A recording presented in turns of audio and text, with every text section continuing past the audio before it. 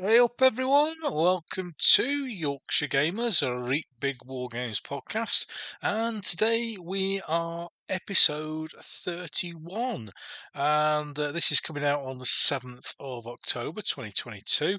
And today I'm going to be talking to Giles Allison, and Giles was a big influence on me and my American War of Independence collection through his blog Tarleton's Quarter. Now, you may notice that that is a different guest to the one that I had planned, and unfortunately, we've had a bit of a nightmare here at Yorkshire Gamer in that my wife has fallen off her horse, bless her, and she was quite badly injured. So I have been doing my very best Nurse Ken impression and looking after Mrs. Riley as she recovers from her fall. Now that meant a change in schedule, and I've had to put everything back in terms of podcast, etc., as you would expect.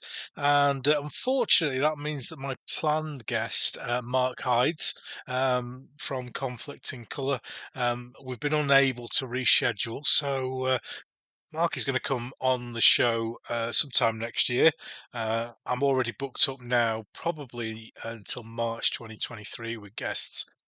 So we're going to get Mark to come on later on, early in the new year, and chat all about painting, Sheffield triples, etc. Mark, unfortunately, has had an accident with an injury to his hand, which has happened recently. So I wish Mark all the best. Hope he recovers very quickly. And we were going to chat about his professional painting service, Conflict in Colour. And I know he's got a few slots available at the moment, having just started up his Wargames painting year, if you like. So why not bob down to Conflict in Colour if you're looking for some figures to be painted, and see if you can get Mark to do your stuff. I'm sure he'd be really happy to have you as a client. So the month delay has kind of shoved everyone up together. There's going to be very little break in between the episodes that I've got planned between now and Christmas. It's probably going to be every couple of weeks there'll be a new release if I can get everyone in before Christmas. And it's a great problem to have, as I've said before. The 41 guests that I'd got planned has now gone up even further. I've probably got another 6 or 7 on the list now after various other conversations I've had recently. So there are plenty of people waiting to come on. And if you are going to Partisan on Sunday, that's the Sunday after this is released, come and say hello. I shall have my light blue polo shirt, Yorkshire Gamer, on, and come and say hello. Come and have a chat about wargaming in general and the show if you like to. Anything Yorkshire Gamer, anything wargaming, I'm happy to have a chat. And talking of wargame shows, Leeds Wargames Club, the club that I belong to, run a show every year called Fiasco, and that is in the fantastic venue of the Royal Armouries Museum in Leeds. And that will be on October the 30th this year, Sunday, October the 30th, from 10 o'clock in the morning. So if you haven't already, get along to Leeds War Games Show. It has the added bonus of being next to the Royal Armouries, which is free entry. If you've not been, it's well worth it. If you have been, you know it's well worth it, and you know it is worth going back to. So that's plenty of ramble from me, and let's get on and go to our interview, and let's have a chat with Giles and talk all about Tarleton's Quarter and the American War of Independence.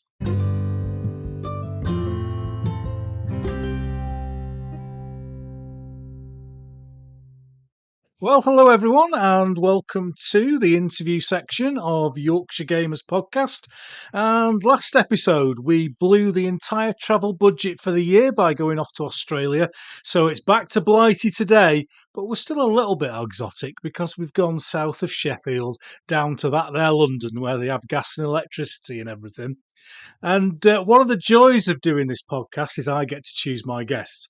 And I look back on things and people that have influenced me, and then I drag them on the show and blame them for the huge hole in my bank balance. So, a number of years ago, the Wargames blog came into its own. Individuals throughout the world could share their wargaming experiences without having to wait to be published in an official magazine or journal. And today's guest is the owner of one of those blogs, and it was and still is an outstanding example of that genre. Tarleton's Quarter is without doubt the place to go for American War of Independence, and it's where I got all my information from when I was building my armies. It was both inspirational and educational. So let's have a peek under the tricorn, shall we, and speak to the latest guest on the podcast. Let's give a Reet big welcome to Giles Allison. Hello, Giles. Hello, Ken. Thanks very much. Thanks for inviting me. I imagine various people who used to read Tarleton Quarter probably thought I was dead. It's been so quiet, but I'm delighted to be here, and I'm also delighted to say that being invited has inspired me to go back to the blog actually, and Oh, that's and brilliant. pick up the reins of where I left it in a forlorn shape a couple of years ago. I can't remember who said reports of my death are somewhat exaggerated. Was it Churchill? I can't remember. It could well have been. Well, it's lovely to see you looking well and not Thank you. passed away. Have you ever been a guest on a podcast before? No, I've got no idea what to expect. It's Excellent. We have had quite a few new people to the War Games podcast world on here, and you're very welcome.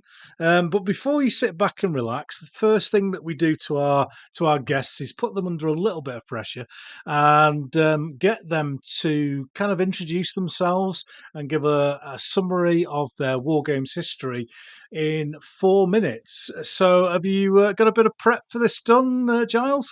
a little bit. Yeah, I thought about my history. I've got a few ideas. Oh, brilliant. This is what I like to hear. So I shall press the button, and as we're getting towards the end, the music from Countdown will cut in. And if you go on too far, D.I. Regan from the Sweeney will tell you to shut it. So if you're ready, mate, off you go.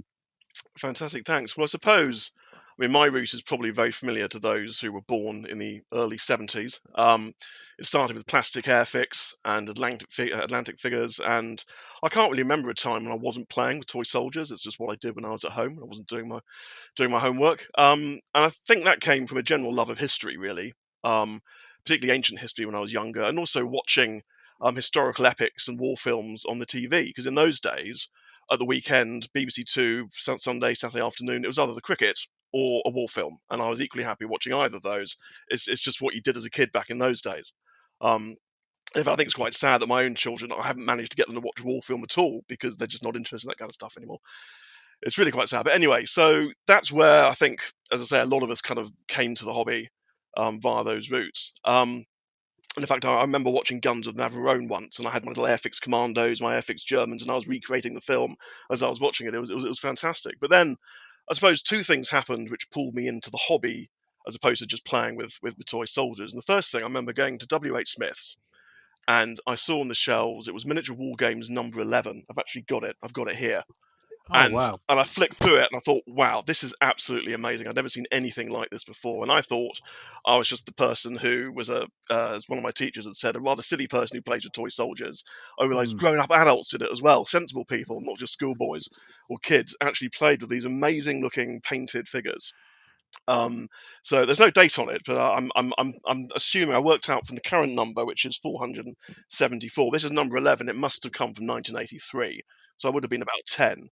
75p in those days. That would have been 2 weeks of pocket money, and you can barely buy a tube of Smarties with that money these days. But so that was the first thing. I saw there was a hobby, and obviously full of wonderful photographs, and I thought this is fantastic. I want to be a part of this. And then the second thing that happened was during the course of the next few years, I realised that my brother's godfather was the Paddy Griffith. He was a Oh, person my whose word. articles I've been reading in Miniature War Games, and I hadn't actually twigged that they were one and the same people. And it was when he came over a few times, and I remember a very jolly, very friendly man who came over several times to say hello and have lunch with us and his family. And he used to bring little presents of toy soldiers for my brother. And I was really annoyed because I wanted to say, he doesn't care about these presents. I'm the person, give them to me. I'm the person who plays with these things. But I remember one year one time he brought one of those big plastic boxes of ancient Roman chariots for me, and my Mm. brother got an even bigger box of Roman ballistas. And Paddy, as soon as lunch was over, he cleared the table, said, "Right, we're going to have a game." And he just off the hoof, he made up rules for a chariot game. We had a fantastic chariot game, and then Wow. I wanted to show him all my Airfix old guard grenadiers, which I'd sort of painted really awfully. So I brought them down, and they became the targets of the ballistas. So we had a ballista game as well. And I remember just several chats with him over the years about the hobby and about history. I remember he had a fantastic. I asked him once because I was studying the period at school. I said, "Oh, why did we win Waterloo?" And he said, "It's very easy. Our men were better than theirs." And that was it. That was what Paddy Griffith thought about the Battle of Waterloo in one sentence. So Paddy showed me that I mean, I found that very inspiring. But so in those early days, it was mainly 50mm Napoleonics from people like Essex, Minifigs, and Jacobite, all incompatible in size, but I bought them anyway. And then my first proper army was a 25mm Punic Wars Roman army, I think from Tabletop Mm. Games, one of those older companies. And I remember there was an open day at my school, and I kind of sort of set out the Battle of Zama, and I was very pleased with myself, despite the fact there was only Romans and Yeah. not anyone else. But after a lot of flitting around over the years, eventually I settled on 50mm Battle Honours and AB for Napoleonics, and then 25mm for everything else. And that's when I realised that what I really enjoyed was painting. I paint a regiment, I'd set it out, I'd admire it and sort of pat it for a bit, and then I'd put them all back in their box. And that, together with going to Salute every year and reading the Wargames magazines, was basically what the hobby was for me. Yeah. For so long, it was very largely a kind of solitary hobby until I got into the AWI, which I know we'll talk about later. And I started participating in proper games, talking to proper war gamers like me, set up the blog, and it kind of went from there. And so what I'm trying to do at the moment is I'm trying very hard to get my two boys into it. We've done a lot of Warhammer; they love that. They're getting slightly interested in the skirmishy things like Gaslands, Frostgrave, things that have got a bit of a kind of fantasy knockabout element. But I'm hoping I can get them involved in historicals fairly soon. They're showing a bit more interest, particularly in the painting side. Actually, I think they like to see nicely painted figures, and they like to see the Mm. terrain that goes with them. So that's my hobby in what doesn't seem to be quite 4 minutes. Yeah, it was slightly over. I don't think the sound worked on the thing, but it's no problems. We've done very well there. Thank you very much for that. So, do you have a game set up at home, or do you have a games room or a painting room, I have a man cave, a which man doubles cave? as a painting room, a library, and where I just go and sit and drink wine. To be honest, if I don't want to be disturbed by my family, which is quite a lot of the time. So I don't have a permanent setup table. I have the painting area is very good because there's loads of natural light, plenty of space for Yeah. paint. So that's for me the most important bit. But I do have tables now which I can get out and put in the kitchen to form a decent table. It's probably, I think the kitchen table itself is 6 times 12, but these other tables I can add, so I can get quite a decent space. And I've used that recently for birthday parties with the boys, and all their friends come over and play Warhammer 40k. So they've seen a lot of Oh wow. Space Marine action, not quite so much historical action yet. But as I say, I'm hoping that will change. A couple of friends from New Zealand have been over a few times, and we've got the toys out to play. But yeah, finding time for gaming at the moment is quite difficult, I find. Mm. And do you have a club that you visit locally? No, I don't. That's probably something I should look into. I mean, I went to the Loughton Strike Force a couple of times because they were very into the General de Brigade, British Grenadier Mm. rules, which are the ones that I use myself. But at the moment, it's just playing ad hoc games with like-minded pals as and when the As opportunity and when, arises. yeah. Yeah. Yeah, we're going to talk about the blog in quite some detail later on. But on there, you're a regular visitor to Salute. Is that your sort of main show that you go to? Do you travel around a bit to them, or Yeah, it's the only show I go to. The other's a little bit trickier to get to now because I've now moved from London. I'm in Essex, which is not all that less exotic than Australia actually in some respects, but it's a slightly strange place to be. But it's Selwyn I've enjoyed a few times, and I'd love to go to the Partisans. I never quite managed to do it for various reasons. It tends to be at the wrong time. I was going to try and go this year, but that's not going to happen. But I'd love to go to some of those shows where the quality of games I've heard is absolutely spectacular. And you've got people like the Perrys putting on their own games and things like that. Yeah, Partisan is absolutely amazing, and it seems to be the sort of the War Games networking Yeah, show. exactly. Yeah. Everybody turns up there, and you end up talking all day and not actually doing very much gaming or looking around. To be fair, but it is a fantastic place, and if you do get a chance to go up there, highly recommend it. Highly recommend it. We're going to talk about the AWI in quite some detail later on, but what other than that, what would you say your favourite periods and scales that you're into are? I think I've decided now, having sort of dabbled with 15 mil while I was younger, which was largely for space and cost reasons, I guess. I'm basically 25 millimeter. I can't paint 50 mil; they're too small. I've tried 20 mil for gas lands. I find those too small as well. I like Yeah. figures where, because I'm primarily a painter and a collector, I like figures that you can see, frankly. And I know 50 mil look great when there are loads of them and they're all ranked up, but I like to get character into figures, and I think Mm, 25 mil is the kind of probably the smallest scale at which you can get that in a figure, or you can paint that into a figure. So that's basically what my scale is. And I found, apart from Napoleonics, where I did then move into 25 mil Napoleonics for a while, and I painted up quite a few. I got 2 divisions worth, I think, actually, of 1815 French, which doesn't seem much in Napoleonic terms, but it's quite a lot for me. Um, what I really like are the slightly offbeat periods. And I mm, think when I started the AWI, it did seem slightly offbeat. It wasn't as big as I think it is now. But the other periods I've been painting for and collecting are things like the First Carlist War, the Great Paraguayan War, or the War of the Triple Alliance, as sometimes it's known. A bit of ECW, but then again, sort of more skirmishy type stuff, pirates, Darkest Africa. I found, because painting was important, the sort of style and shape of the figure was important too, and that's what mm. drew me towards the what in the day was called the Foundry style. I suppose it's basically like the Alan Perry, Michael Perry style, which then Copplestone and Mike Owen and some of the others sort of then they were very similar, and I really like painting that type of figure. And one of the things I find quite difficult actually is flitting, not so much between periods, but between manufacturers. Yeah. So, for example, I've also got quite a large ACW collection, but they're all Dixons, which I know are sort of Mm. slightly out of fashion these days. But I just love them again because some of the faces are terrifically characterful. But I find going from painting them to painting the Perrys, I need a good week or so to kind of transfer over, because they're so different. Yeah. It's you sort of, you move from a Dixon to a Perry, and suddenly everything seems to have shrunk by about 50%. Even the size of your brush seems to have shrunk somehow, which isn't impossible, but somehow it does.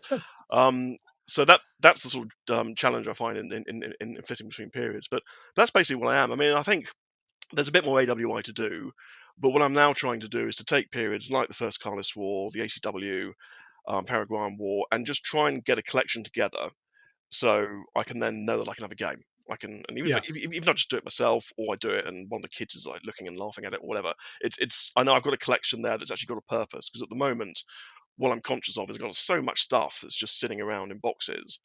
And that, as we'll come on to, was one of the sort of great drivers of my blog, to actually be able to put some of this stuff out there, Yeah. um, to sort of make me feel that I've actually achieved something. Well, you're not the first person to mention the Dixon's ACW, and there does seem to be a lot of love out there for them.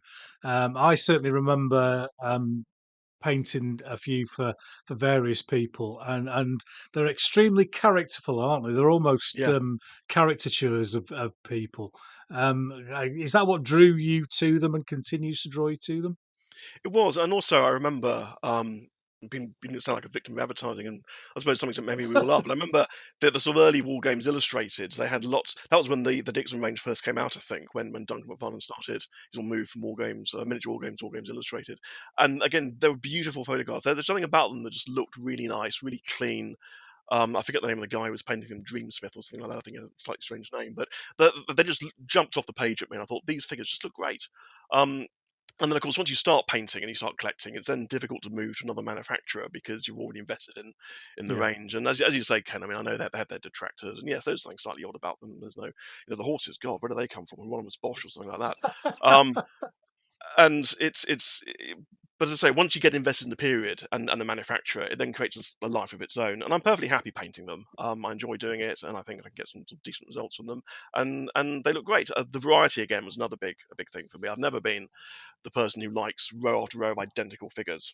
Mm. Again, I was drawn to Foundry and the Perry ranges slightly because of that reason as well. That they would release their packs where everything was slightly different, and I thought that looked more realistic in a way than people identically pose. Even though obviously I've never been in the army, I imagine that's what people, you look at the guards at the Queen's funeral, they were identical in what they were Yeah, doing. But somehow you kind of think in battle, people must, particularly the idea of an ACW firing line. When you look at the Don Troiani paintings, actually a lot of the Dixon figures, when you look at them, they are straight out of Don Troiani's yeah. paintings, and I've always been a great fan of his work. And so for me, again, that's sort of what the ACW looks like. It looks like Don Troiani, and the Dixon figures helped replicate some of that. And again, in some of the early adverts, he replicated some of the in the photographs. He replicated some of the paintings himself with the figures for the photos of the adverts. So it was a very kind of, I suppose, an artistic decision that drew me towards them. But I just like the look of them. And from the other periods you've mentioned, the Carlist Wars and the was it the Paraguayan War of Independence? No, the Great Paraguayan War, or the Right, Triple Alliance, which was when Paraguay that was basically it. Yeah. decided to pick a fight with its three neighbours, which, given they were collectively about 10 times the size and population size of Paraguay, was not a great idea, Not a good with idea. understandably catastrophic results for Paraguay. Yeah, so there's a bit of a running joke on the show about the Perrys, and some of the obscure stuff that they're now um, sculpting. Did you have any idea about these particular wars before they started? Not the first Carlist War. I did about the Great Paraguayan War because there was Ah, actually right, okay, another range that was started a few years ago. But it was yeah, probably more than a few years ago, by Nuno Pereira, King's Carbine Miniatures, and I think he produced 3 packs of Paraguayans, and I painted up a couple of regiments of those. But then the range sadly didn't progress beyond those. So mm, I did know what the war was about, and I was absolutely delighted when, I think it was in Wargames Illustrated, Alan sort of, produced an article saying, "Here's what I'm going to do," and I thought it's fantastic because I've already got some of these figures. It yeah. would be great to actually take the range and the period for. But I found over the years of besides 1815, I do like out of the way things. I'm not quite sure why that is. Maybe it's because there's kind of less of a received tradition as to how you should do the period.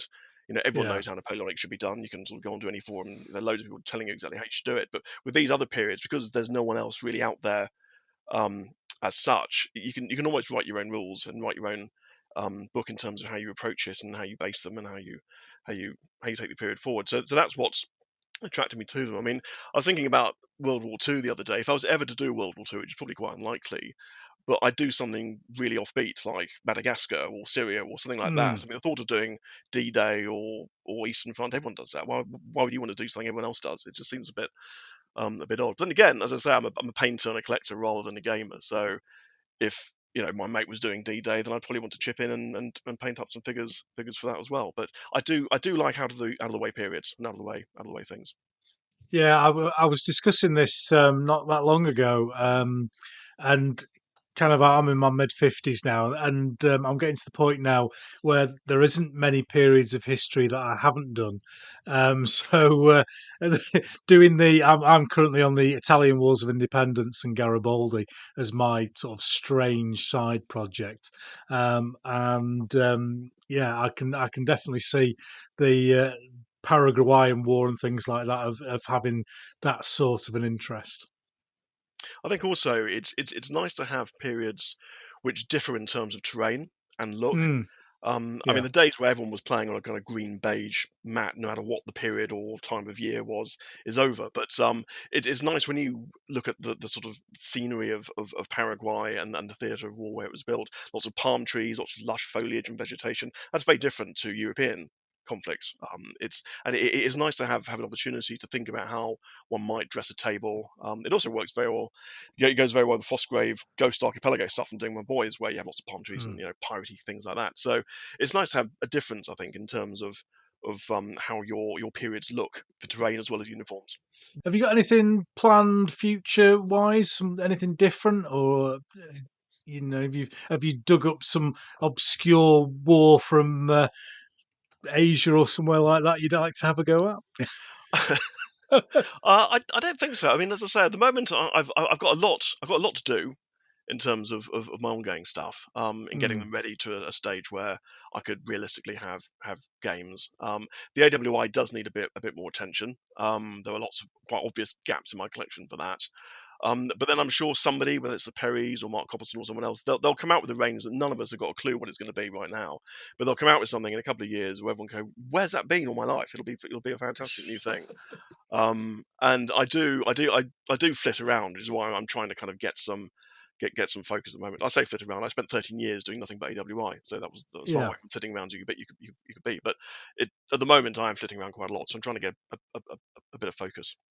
yeah. I think I remember you did. You put a display game on at Salute, a Waterloo display game, or That was looking an back Out on and the Strike blog? Force game. Yeah, it was it Yeah, was it was a long time ago. I think 2007 when the blog started actually, because one of the first things I had to do, which I posted on the blog, was I did a brigade of Dutch Belgian cavalry, which I had to do quite quickly. And I remember at the end of it thinking, I'm never painting Napoleonics again. And in fact, I had to. I think after painting Napoleonic cavalry for 2 months, I then had to spend 2 months painting sort of Sudanese tribesmen because I needed the polar opposite of Napoleonic cavalry to kind of yeah, cleanse my brain of this kind of awful complex uniforms that these figures had. And I did a Napoleon set as well, which was nice to do. But that was when I realised that actually what I really enjoyed doing was contributing to big games.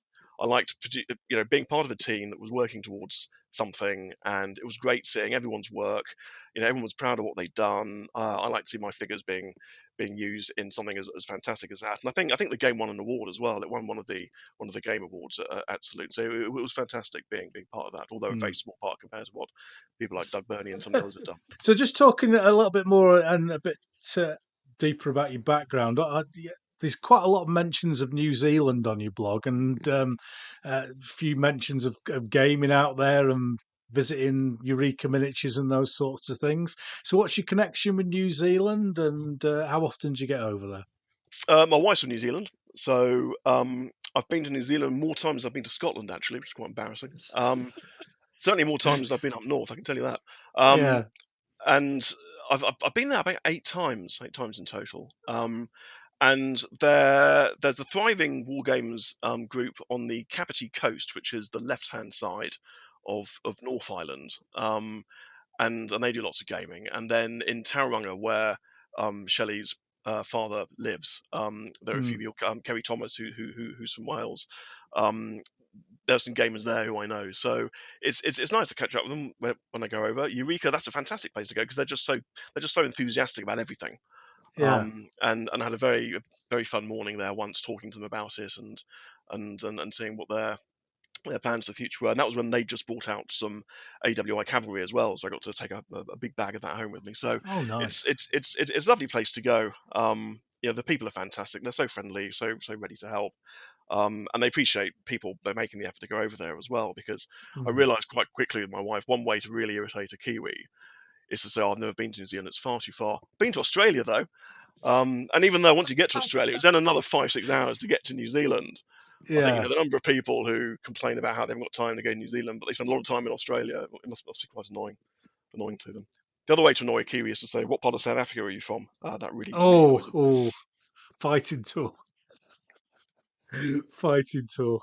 Well, the way that we always end up the first section of the podcast is to talk about a thing called the Venn diagram of wargaming, and you mentioned a couple of times during this chat you kind of more of a painter and collector, and so the four things that we break it down into are wargamer, painter, collector, and historian.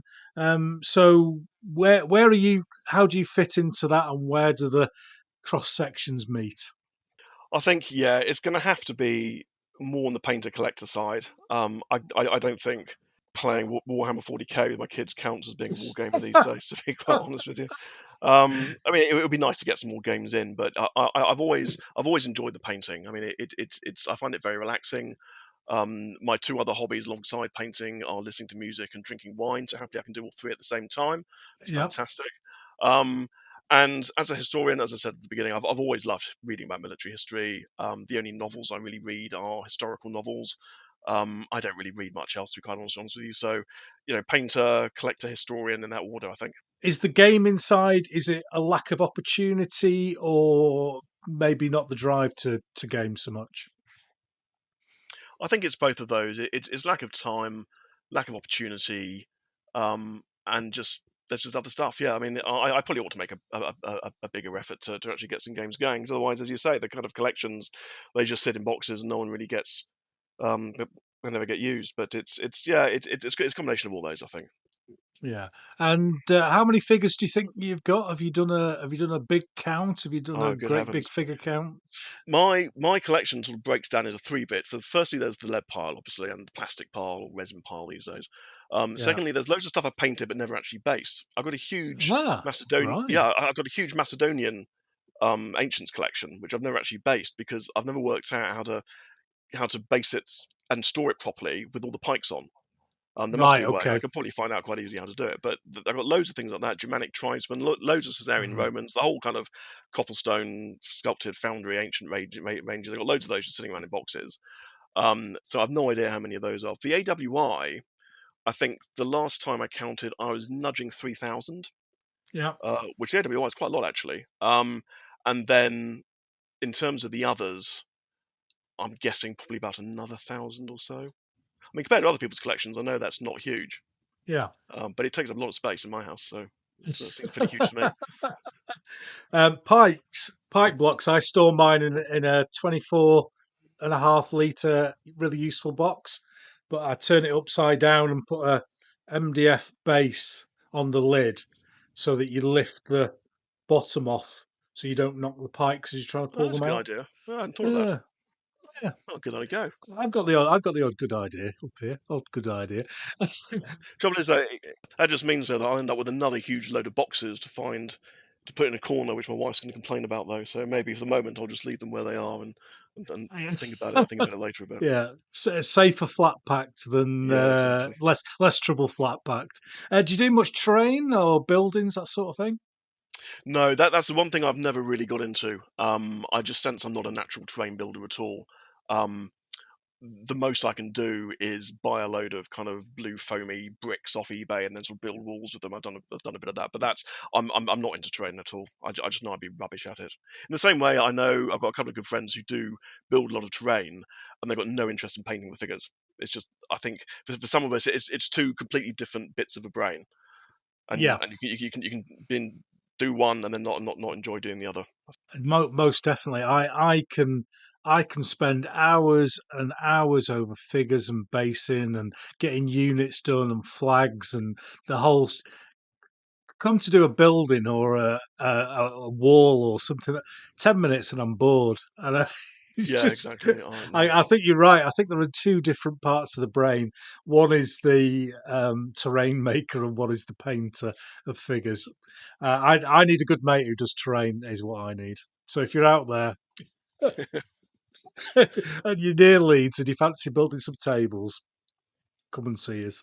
Are you on social media at all? Do you do anything? Facebook, I think I've seen you I on. certainly, yeah, yeah, I'm on Facebook, and I'm a member of a few of the forums. But again, it's I think that the blog was always the way I put myself out on social media. Yeah, I don't really Facebook much at all. I mean, I joined Facebook primarily so my wife could share photographs of us in New Zealand, to be honest. So, but I've noticed that a lot more gamers now seem to be on Facebook rather than on blogs. I don't know whether that's yeah, there's a particular reason for that, whether it's just easier to get stuff out on Facebook, or I know Photo Bucket had a lot of issues, and sometimes blogs are quite difficult to manage. So maybe people just find Facebook easier to use. But there are loads and loads of people now on Facebook, lots of groups. I'm a member of Gasland AWI groups and that sort of thing. They're very good for getting inspiration. And I completely agree, Kevin, what you said right at the beginning, that magazines is how you used to get inspiration, and you used to have to yeah, wait 4 weeks before your next lot of inspiration. The yeah, fantastic yeah, thing about now is that you can just, within 5 minutes, there'll be a whole new load of stuff yeah, on anything, and yeah, it's fantastic. But of course, the trouble is, it's just more inspiration that leads to more money, more projects, more down the rabbit hole kind of ideas, and ultimately yeah. less time. But that's what the hobby is. Well, that's a lovely first section and a lovely introduction, Giles. Thank you very much for that. We'll just take a short break now, ladies and gentlemen, and we'll be back in a moment. And we're going to have our usual second section where we have a chat about big games.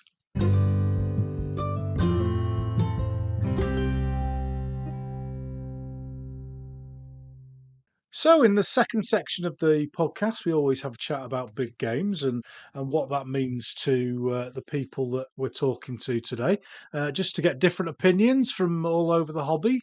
If I said big game to you, Giles, what springs to mind? What do you think a big game is?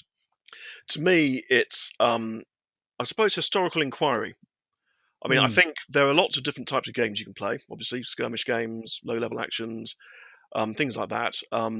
Big games to me are the biggest battles in a period, mm, and the ones I've been involved in, certainly from my perspective, they've been a lot of fun to play by themselves.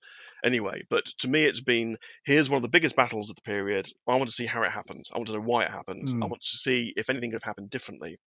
And that's because to me, the gaming side of the hobby has always been about that. It's always been about recreation. mm, And I completely understand that you can have lots of fun with imaginary stuff and all that kind of thing. That's fantastic. But for me, it's always been about understanding why history happened the way it did and why these battles happened the way they did. Um, and so when I think about big games, I think about the enormous things I've seen at Salute, which have been fantastic. And particularly for me, the games we did for the AWI. Um, Going back going back some years now, but we had a series of games in the National Picture Gallery at the National Army Museum, mm, and we chose the biggest battles of the war, and it was very much designed to see we're gonna have a great game, but we're gonna try and work out how it happened and what might have happened.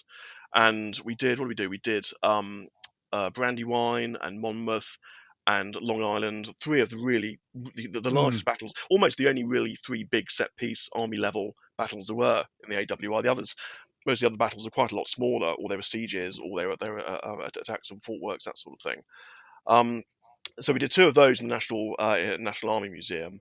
The third one we did at the I think it was the South Mims Travel Lodge off the M25, which wasn't oh, quite salubrious. as glamorous. Because of course, the National Army Museum, you had in the portrait gallery, you had paintings of all these 17th, 18th, 19th century generals looking down on you. It was really quite dramatic, and also the public were wandering through as well. So that was quite fun trying to explain to them what we were doing, and some of them seemed quite interesting, some of them weren't. But it was good to actually interact with the public a bit. So as I say, that's what a big game to me is. It's a chance to actually recreate some momentous event in in Mm, in in a period, and just see if you could, how you would do yourself as one of the yeah. generals. And I remember with the Long Island game, that was, I think, generally thought to be the last chance that the British Army actually had to defeat and crush the rebellion in the field. And I was on the British side, but I wasn't in charge of actually the side of the game where they're actually trying to pin down and destroy the Continental Army. I was more on the side, but it was fascinating seeing the gamers there. They were really going for it, and they were trying to see whether they could actually break in to the breastworks Mm, behind which Washington had retreated. And on the day they didn't quite go that far. They just basically let the Continental Army slope off. And what we tried to do was, can we actually get them? Can we break in, surround them, and end the rebellion there and then? And as it mm. happened, they couldn't. Although I think one of my Highlander regiments did actually get in, one of the units I painted, but were then thrown out of the earthworks. But that's the sort of thing I'm getting at. It's just trying to see, if they'd just gone in a bit harder, if they'd pushed it a bit more, if they'd rallied their Mm, troops a bit better and just had one last charge, could the British actually have stopped the war there and then? And chances are, if they had done that, the chances are the rebellion would have flared up somewhere else. Who knows? But mm. that's what that's the sort of feeling I'm getting at. Just trying, feeling that you're almost testing history to see if Yeah. it might have happened differently. So it's more of a recreation rather than a big game for a big game's sake. That yeah, to me it is. Yeah, to me it is. But Yeah. it's the game itself, chatting to people, being part of that's obviously fantastic too. I think I remember reading on your blog that Dave Brown was involved in those games at the National Army Centre. Yeah, he was. It was very much a kind of General de Brigade, British Grenadier duopoly. It was sort of there were normally two games going on. There was one Napoleonic one. I think they were doing various bits of Waterloo at various times, and then there'd be us Mm. AWI guides on the other side. And Henry Hyde turned up a couple of times, so I think Oh, two of the very games nice. featured in battle games because he was there taking all his amazing photographs. So I really, you did feel you were part of something quite special. Certainly I did Mm, because it wasn't something I did all the time. Imagine for those guys, they did that kind of thing probably several times a year. But I found it absolutely amazing, and just seeing the scale of what those battles are, because skirmish games are all the rages these days, and it's quite rare, I think, certainly for me, outside of the big things like Mm, Salute, to actually see such a big game, and it's also fantastic seeing so many of your figures out on a table, doing their stuff. You can't beat that feeling. definitely. And also our mutual friend Eclaireur, should we call him EC from now on? The enigmatic EC, yes. The enigmatic, whose true identity we shall keep secret.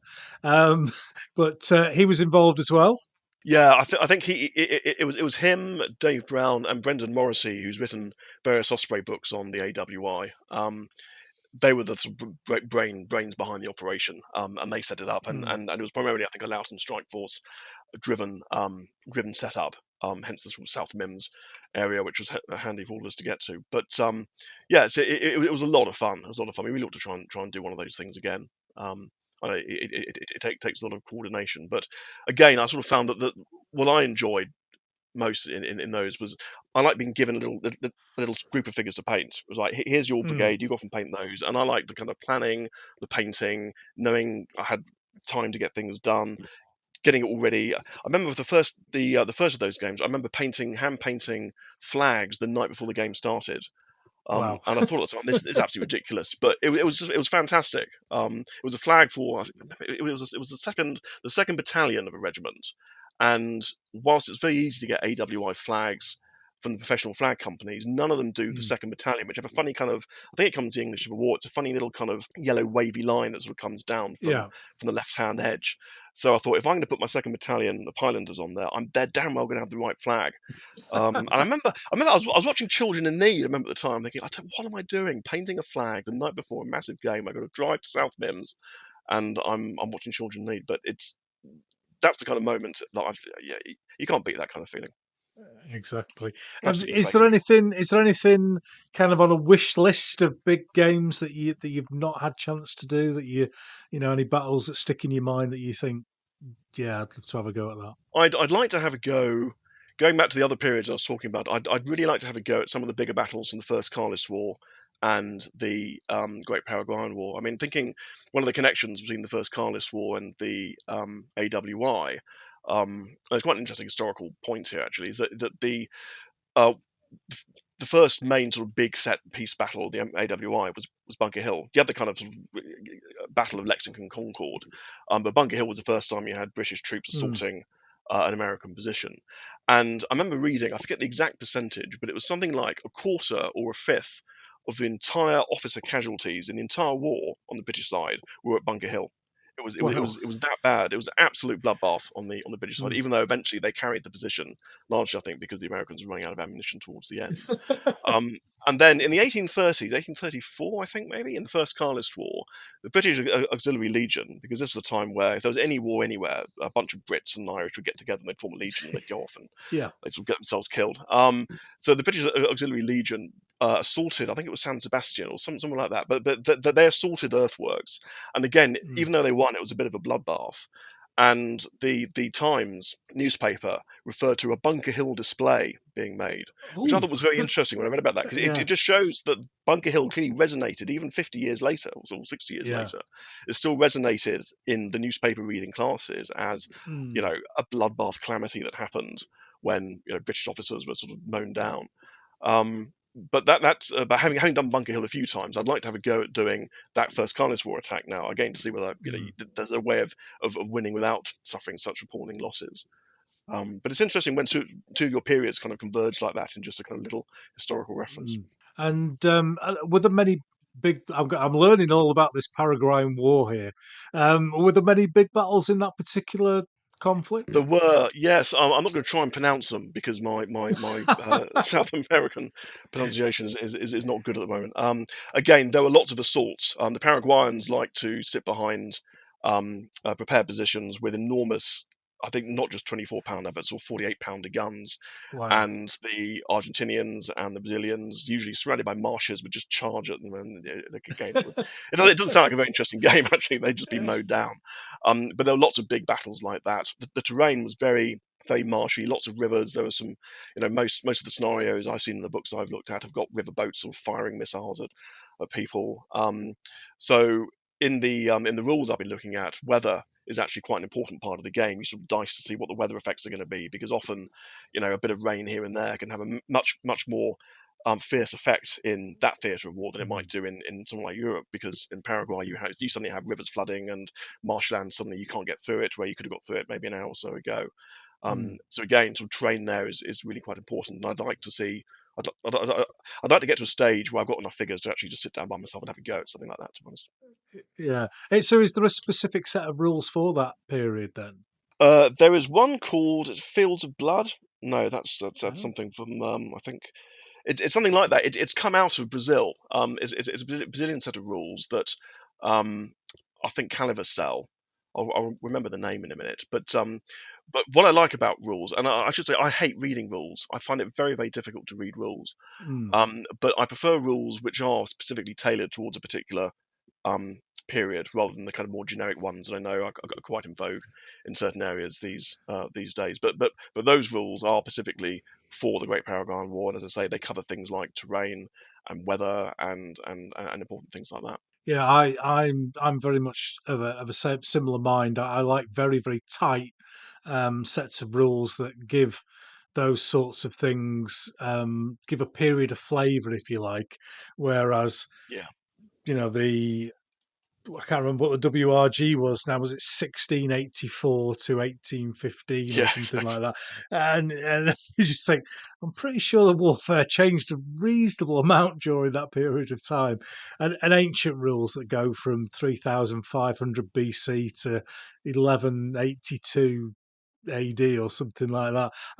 It's mostly spear chucking. I appreciate that, but I'm pretty sure that there's some variation on how historical battles were fought during those times. Yeah, exactly. I think it's very important. Well, and certainly for me, because I see gaming as historical inquiry, it's very important for me that the rules are as close to the period and capture the Mm, nuances of that particular period as much as possible. And I know we'll come on to it later, but that's very much why I got into the British Grenadier rules, AWI, because I think mm, they set out to be as historically accurate as possible.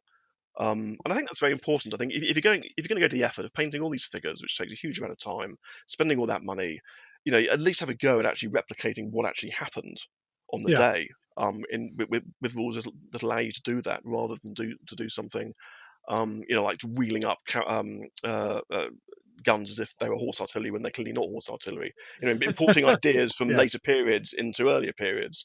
I got very cross when someone did that in an AWI game. I said, "Horse artillery didn't exist here. Just stop it."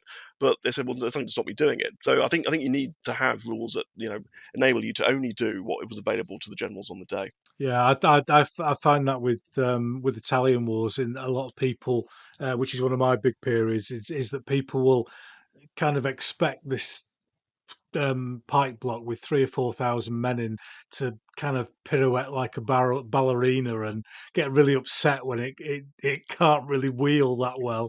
Yeah, Yeah, I very much like the tight period on on the rules. Um, so. Have you noticed a sort of a drive towards the smaller skirmish type games in over recent years in the hobby? I think I think yes, in terms of just what you see coming out of the magazines. I mean, I can't really, not going to a club every week. I can't speak to Mm, what clubs are doing or things like that. I mean, the group of gamers I know who I play games with. I mean, they're pretty like-minded, so we tend to do the proper battles.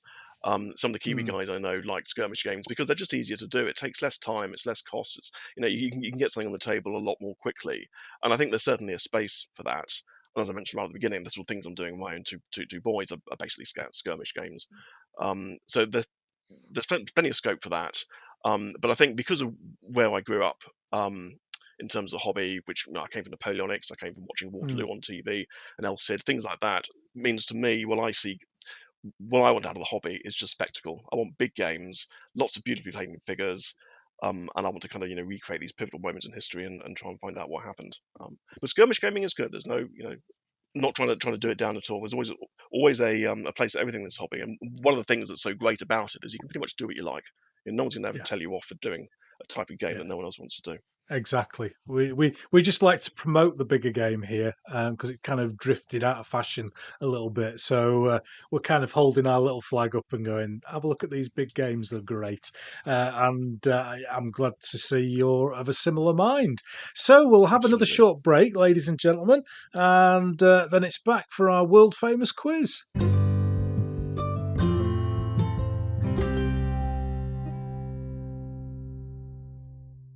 Well, everyone, it's that time that our guests are a little bit worried about doing a quiz, and we enjoy it here. And just our usual warning to members of the public that we're not here to upset anyone with any of the views that are expressed on this quiz. And I'll do it's my not a best. case of being right or wrong, it's just a case of how Yorkshire gamer are you. And of course, everyone knows that everyone in Yorkshire is right about everything, whether you tell us that we're wrong or not.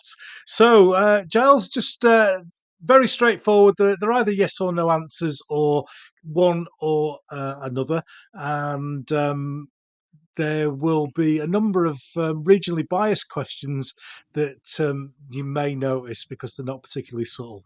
Okay. So, are you ready to go? 20 questions? Okay, let's do it. So the first question is go big or go home? Go big. Go big. That applies to wine Uh, glasses as well. Bigger the excellent, better. excellent. Contrast paints, are they great or are they a gimmick? I've seen them. If people like using them, um, I think that's fine. But yeah, gimmick. Gimmick, gimmick. We're going paintbrushes now. Are you getting a new mortgage and going for Winsor and Newton, or are you being sensible and getting Yorkshire made Pro Art? Pro Art. Simple reason I use Foundry and GW paints, and they are brush killers. So there's no Yeah, point in spending large amounts of money on brushes that are going to be dead in a week, and mine are dead in a week. brilliant, brilliant. 96 figures. Would you consider that an army or a pipe block? Pike block. Pipe block. Oh, this is what we like to hear. 6x4 table. Would you say that was a big game or a small game? uh, Small, but that's average. I'd have thought.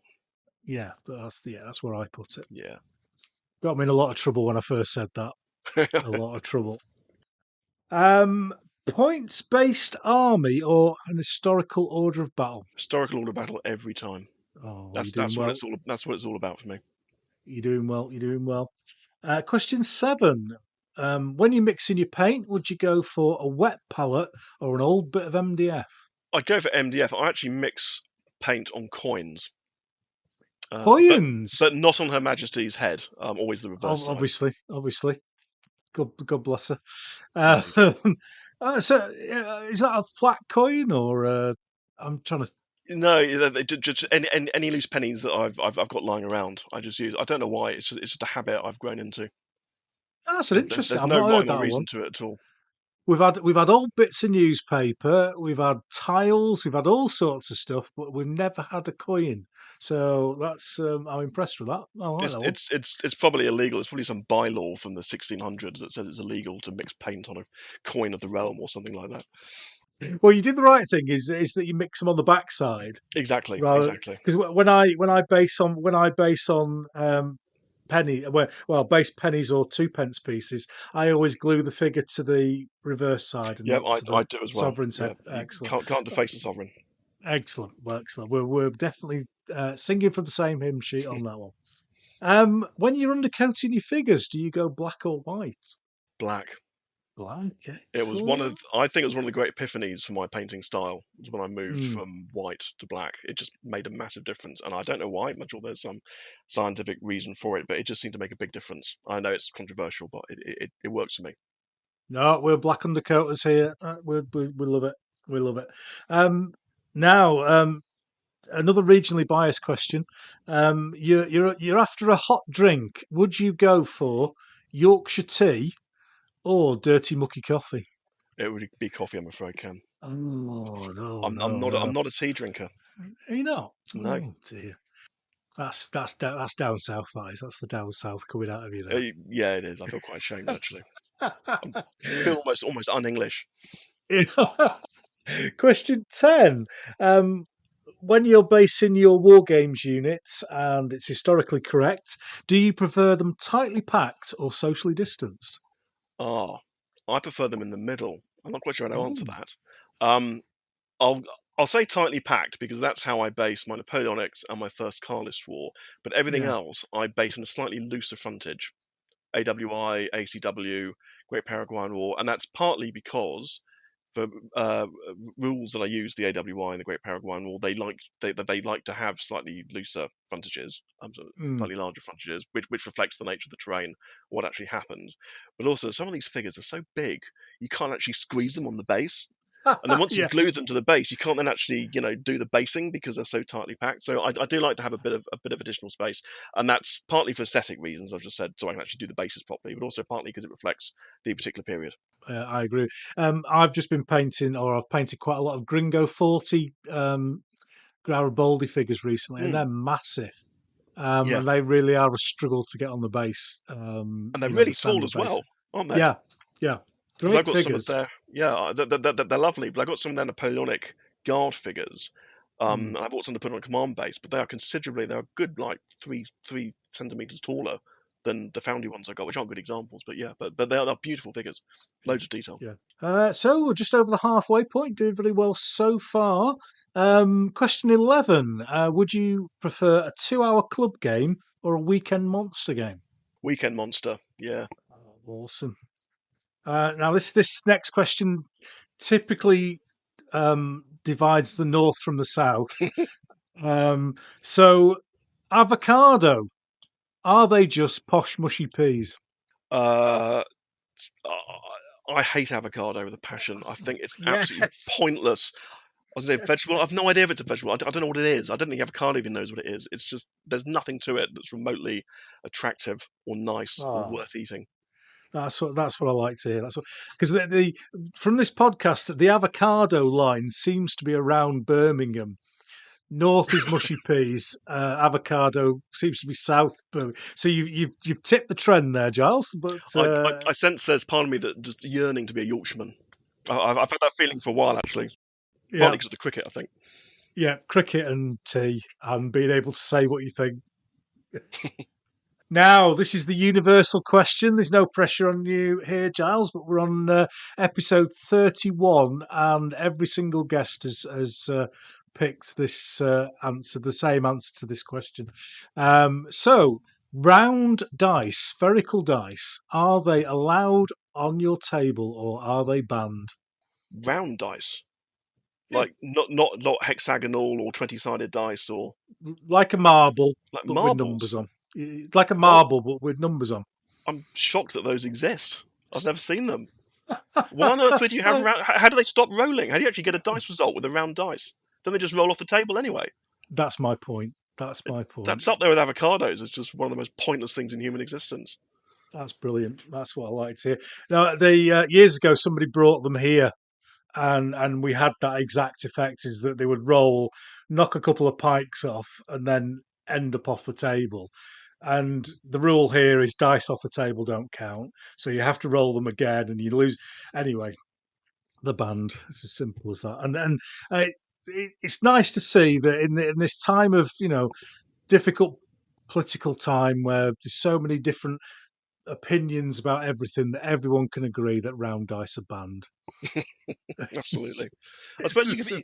I suppose you could put them in dice trays because that's a new trend, isn't it? Everyone has dice trays these days. yeah, yeah, yeah. But no, I think we would put them in the bin. I think it's the Yeah, best place for them. agreed. So another. This is David Marshall from TM Terrain. He suggested this question, so blame him. You're going down the chip shop. Do you have haddock or cod for fish? I don't eat fish. You don't eat fish. No, I've never liked it. I think it's something about the texture and the taste. I don't eat fish. I Yeah, don't eat seafood because I refuse to eat anything that lives in a shell.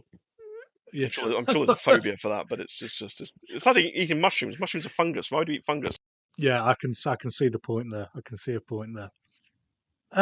So question 15.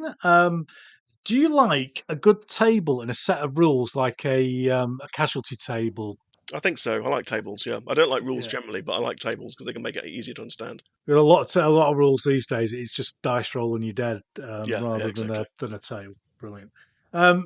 Question 16. 28 mil is king. Yes or no? Yes. Oh, excellent. Uh, Question 17. Unpainted miniatures, are they allowed on the table? Yes or no? I'm going to disappoint you by saying yes, and that's purely because if I banned unpainted figures from my son's Warhammer 40k games, I'd be in a lot of trouble. I'll let you off with that. I'll let you off with that. It's Dad's answer. Do you know anything about football? No, No, but that's try all me right. anyway. Try a minute. It's a simple question between Bradford City, who's the team that I support, and Leeds United, also known as Dirty Leeds. I'd go for the former because I think I've seen a film about Leeds United when they were a really dirty team. Yes. Yeah. Wasn't that just before Brian Clough took over Yeah. and he Yeah. told them you're a bunch of dirty players? So I don't like dirty players in any shape or Yeah. any walk of life. So no. Excellent. That's what we like to see. Another regionally biased question. Would you go for Yorkshire or the other place over the hill? What, you mean Lancashire? Oh, he said it. He said it. He said it. We'll have to cut that out. I go for Yorkshire purely on the basis that I've actually been to York, whereas I don't think I've ever been into Lancashire. Yeah. Unless I had to drive through Lancashire to get to Yorkshire, but I don't think that was the case.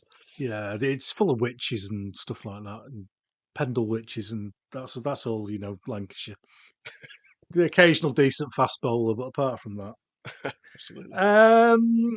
final question: Games Workshop, are they the work of the devil? Well, given my previous answers around 40k, I've got to give them a pass, but I think ultimately they are. They are. Brilliant. Well done, Giles. That's fantastic. You have scored 85%, which is in the upper quartile. So you are Wow. your dream to be a Yorkshireman is even closer because you are 85% Yorkshire gamer. I think So that's the highest mark I've ever had in an exam ever, I think. excellent, excellent. Well, thank you very much for that. And in the second part of the quiz section, we like to ask our guests to nominate something for Wargames Room 101. Now, you may remember George Orwell's Room of Horror, and that was turned into a TV show where guests would try and convince the host to put a pet hate of theirs into the room so it was banished forever. So, Giles, this is your chance, mate, to get rid of something that you hate in the hobby. Have you come up with something? I've come up with two ideas, Okay. and which means I'll throw them out, and then you can decide, Ken, I'll which one have to should be choose which one goes in. Yeah. consigned to the flames. One's quite an anal thing. The second is probably more contentious. I think the first thing is commercially bought flags with unpainted edges. It just makes me. I think it looks really odd, and I think if you're going to go to the effort of buying a flag and putting it on a pole and attaching it to your nicely painted spanking new unit, at least paint the edges so it looks like a proper flag, not just a bit of Yeah. paper Yeah. that's got white edges. Now, having said that, I know from my own collection of AWI figures, which are quite old now, some of them, that when the main flags fade, you've then got a problem Mm. because you've got a much darker edge than the rest of the flag, which looks even Yeah. worse. Yeah. But I Yeah. still think that unpainted flag edges it's just no, it's a no for me. Yeah. So that's the Yeah. Yeah. That's a good one. I like that. so that's the first one. The second one, and it goes back to what we were talking about, I think, with sort of historical accuracy in a way. And needless to say, I've had huge amounts of admiration to anybody who puts on a demo game at a show, because I know from experience just how much work it takes. But it does irk me a little bit where someone's gone to so much trouble with their figures, but there's just been no effort to replicate the time of the year in which the battle actually happened.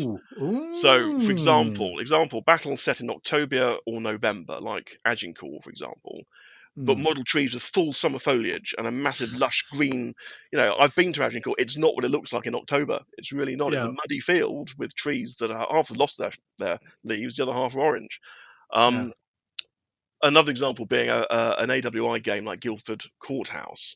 Mm. I'm not actually thinking of any particular games, but it just strikes me as a good example, which was fought in March 1781. And we know from what people told us about the battle, it was cold, muddy, wet, and miserable.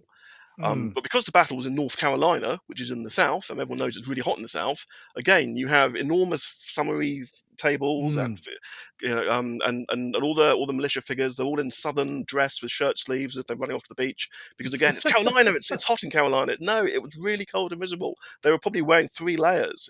And again, it slightly irks me that again, if you're going to go to the trouble of putting on a game, at least try and think about the time of year, the terrain, not just the figures. It's a very pedantic point. And as I say, people who go to the effort of putting on these massive games and get that thing wrong or don't think about it or don't worry about it, they're fully entitled to do that. Yeah, I think maybe you talked yourself out of that one at the end there, right? But I have to say, as soon as you said unpainted edges on flags, I could feel the back of the hairs on the back of my neck going, because that is one of my absolute. Oh, it drives me nuts. And I've seen some absolutely amazingly painted figures that clearly have taken hours and hours to get right with wonderful bases, and then all I can see is the edge of the flag that isn't painted. So, without doubt, we can hear the vault opening, and It goes. the unpainted edges of flags The is flags of going shame. in. It There are probably most hundreds of definitely thousands of is. them in the world. They're all going in. Brilliant. Well, thank you very much for that. We'll take our final break before we move on to the big topic.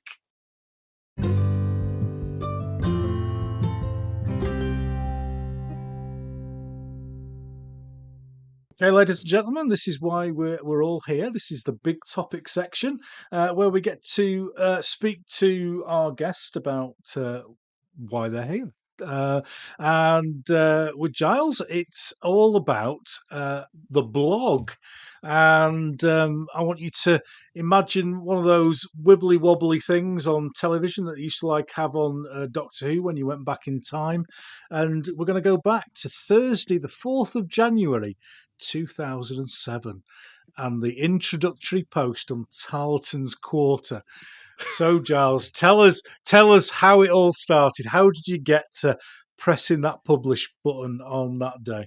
To be quite honest, I was given a digital camera for Christmas, and I thought, "Oh, this looks quite fun." But I'd been obviously painting AWI for a while, and I was on various forums with other people who were posting loads of photographs of their amazing AWI collections, and I felt a bit left out, to be honest with you. And also, as I said before, I was also conscious that I was putting a lot of things, painting a lot of figures, putting them in boxes, and that was where they were sitting. And I thought, this is ridiculous. And it actually started at the same time as I kind of then discovered, I think about the same time, I then discovered the whole British Grenadier rules and things.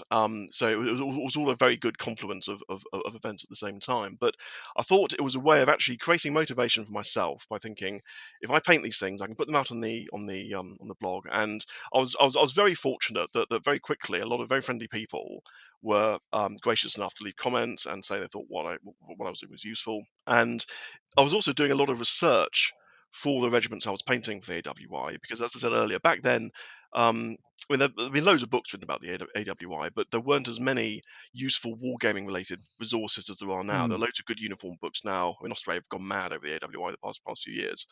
Lots of other good books put out by other authors and wargamers. And so I was doing a lot of research, and I thought it would be quite useful to put some of that out there as well, in terms of what I'd found about what figures, what uniforms were and what they wore. And also, as I said earlier, it seemed to me that at the time the AWI wasn't as well known as it is now. It still seemed maybe not niche as such, but it wasn't as big now as it is. I remember there were a couple of big collections that used to come out regularly in the magazines. John Ray, for example, but there didn't seem to be that much else. And I just thought it'd be fun, so I started it. And then, in the way of blogs, as you know, Ken, they kind of take on a life of their own. Yeah. And I kind of, after a while, when I say a while, I mean about 10 years, I kind of felt a bit tied to the AWI, because I thought most of it's about that, and all the people who read it seem to like the AWI. And I wouldn't say I was getting bored of it, but I did feel there was a need to branch out and just do something a little bit different. So that's when I started branching out into other periods, like the First Colours War and the other things we've talked about. And of course, right at the beginning, there was the Waterloo game at Salute and that sort of thing. But I was very lucky that it did seem to pick up a good readership, and people were so very generous with their comments, and it was a way of giving life to my collection, to be honest. You'd already started the AWI collection, so where was the drive to get that started initially before you'd done the blog? Well, the way the AWI journey started was, do you remember when Foundry was a big concern, when Foundry was kind of the main people of wargaming, and they would have these amazing sort of 6, 7, 8 page adverts at the back of the Mm, Wargames Illustrated, huge painting collections of painted figures, which looked fantastic, loads of new releases. I remember they came out with their AWI range, and there was a pack of standing Continental infantry, all painted in different uniform colours. I thought, wow, mm. that's really nice. I knew nothing about the AWI, and I thought I'll just get a couple of packs of those and paint them up to see how they look. And I painted them up, and I thought they looked quite good. So I bought a few more, and then I bought a few more. And before I knew it, I was actually beginning to have the sort of kernel of a collection. And at that stage, I was also on the General de Brigade Wargames forum because I was trying to kind Mm, of bring some order to my 50 mil Napoleonics collection, which again they were lying in boxes unbased. So I bought the General Brigade rules, started basing them up. And it was at that time that EC released the British Grenadier rules. mm, So what I had was a new range of figures that I was painting. A new set of rules had just come out. EC and various others were very, very generous with their time on the General Brigade forum and elsewhere in terms of explaining these rules and helping me with the period. It just kind of snowballed from there. And then of course Alan Perry started his new range when he left he and Mike left yeah. Foundry and started their own company. And I found it was great fun to sort of buy the latest releases as soon as they came out, and then paint them up, put them on the blog with literally within days of kind of the announcement being Yeah. made that these figures have been released. And that gave me a bit of a buzz, to be honest. So it was a very coincidental confluence of those factors that Mm. started an odyssey, which, yeah, as I said, took about 13 years until actually I thought I'm going to concentrate more on other things now, and produced a collection of thousands of figures, Yeah. and has found me new friends everywhere. It's been a fantastic journey. So when I speak to wargamers, it kind of it's like talking sometimes to a drug addict, if you like, because it's like I just started with a couple of packs, and now I'm doing brigades. Yeah, I think it's always the way, isn't it? Yeah, yeah. Did you have a an interest in the AWI already historically? No, I didn't. It was purely those figures. There was something about those sculpts and the way they looked and the way they were uniformed and the way they were dressed that got me excited, yeah, about it. But then once I read more about the AWI as part of the research and to understand how the war fought, I realised just what a fascinating period it is. In that Mm, you've got so many different types of engagements, everything from sort of frontier Indian raids through skirmishes to assaults on fixed positions to the set piece battles we were talking about earlier. It's not just one side against the other. You've got the Indians, you've got the French, you've got in Spanish down south, you've got loads and loads of things.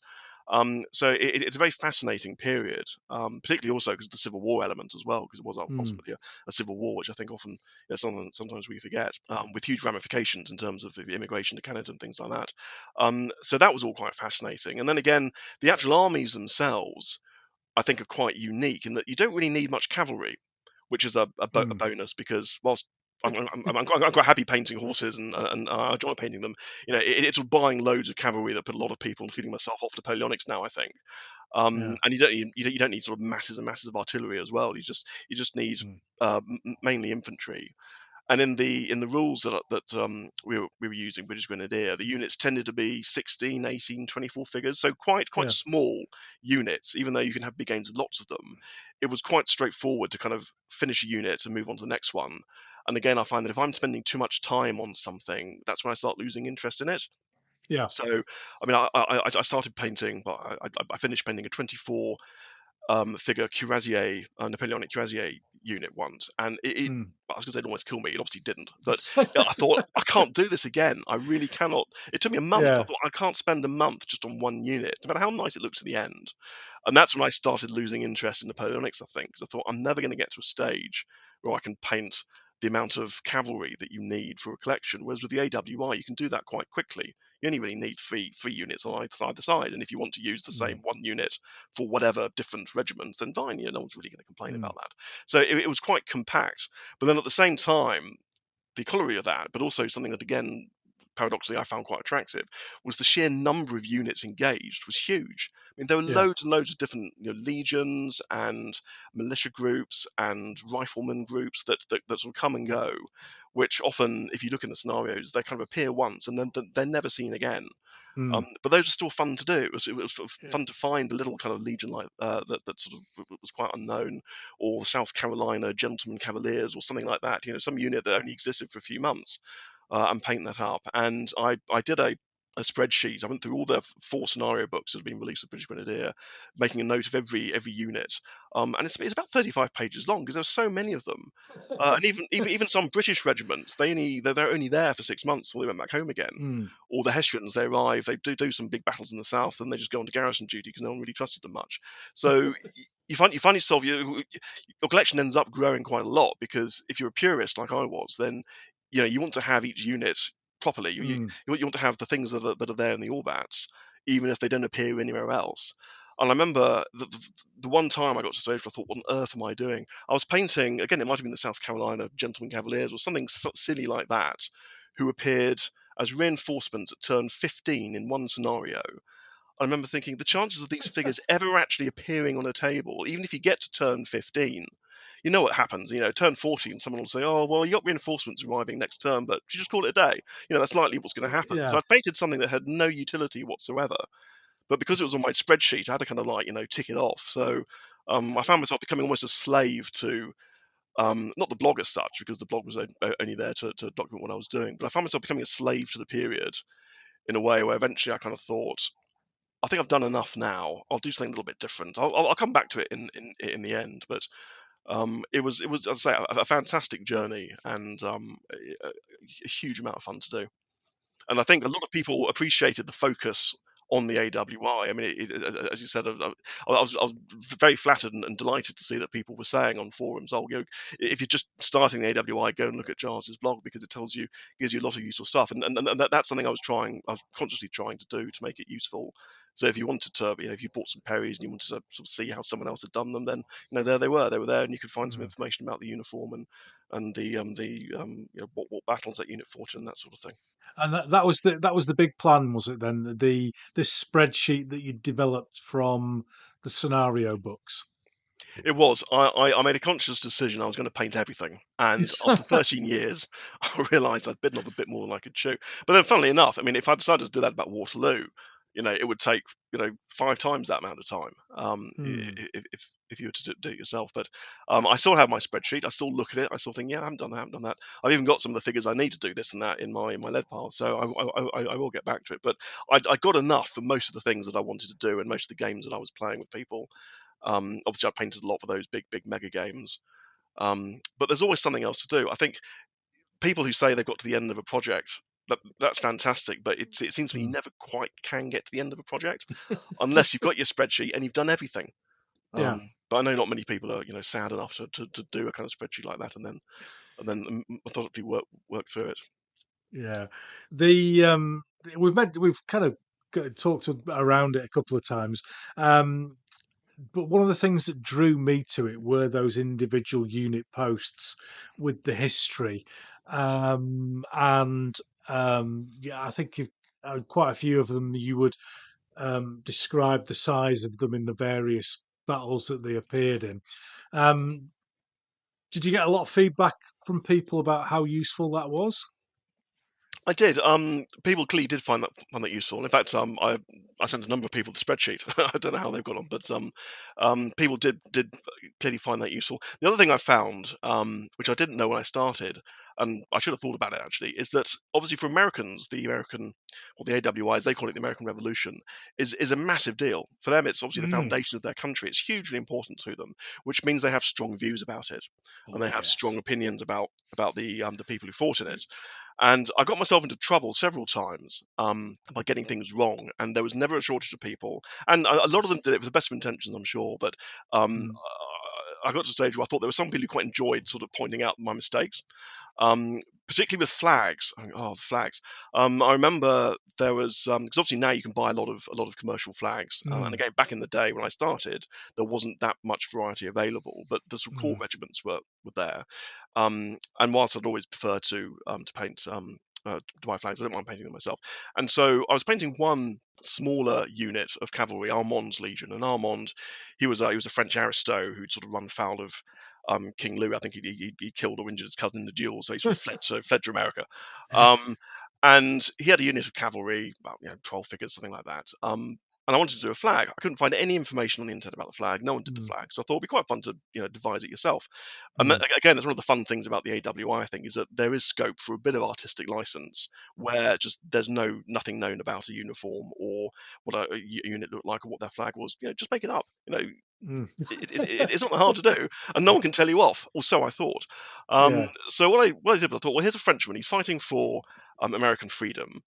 So I thought to veer into the kind of liberté, égalité, fraternité kind of Mm, motto. I thought, maybe he was the first person who came up with that. Who knows? So I put that down on the flag, and then I thought he was a French cavalryman. He's leading a cavalry unit. I'd always quite liked the sort of crossed cavalry saber kind of yeah.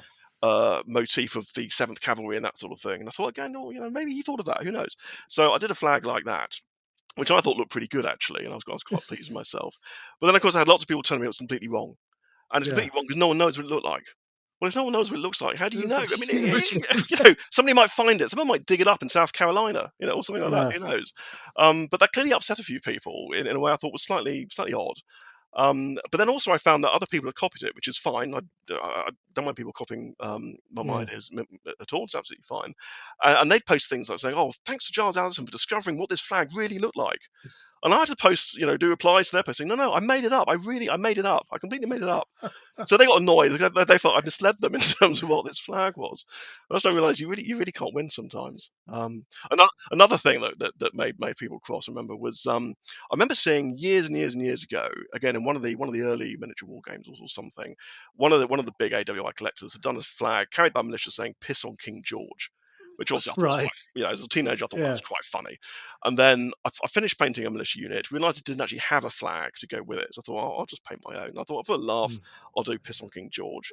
yeah. And boy, again, I've got loads of people saying no one ever had a flag like that. It's completely dishonourable to the people who fought in the war to say that they'd ever want to piss on a king. It's just a game. But that's not realised, as I said, it is a game, but also it's history for a lot of people, and a lot of this is very important history to them. And if to anyone who's listening, if you think I maligned the great patriots who fought tyranny 300 years ago, I'm really sorry. It wasn't on purpose. I'd never piss on a king either. Well, I fell foul of the American Brigade because I'd painted a turn back the wrong colour. And I was absolutely convinced I was right. And it turns out that I was right according to, you remember the old Blandford Press book, Yes. Uniforms of the AWI?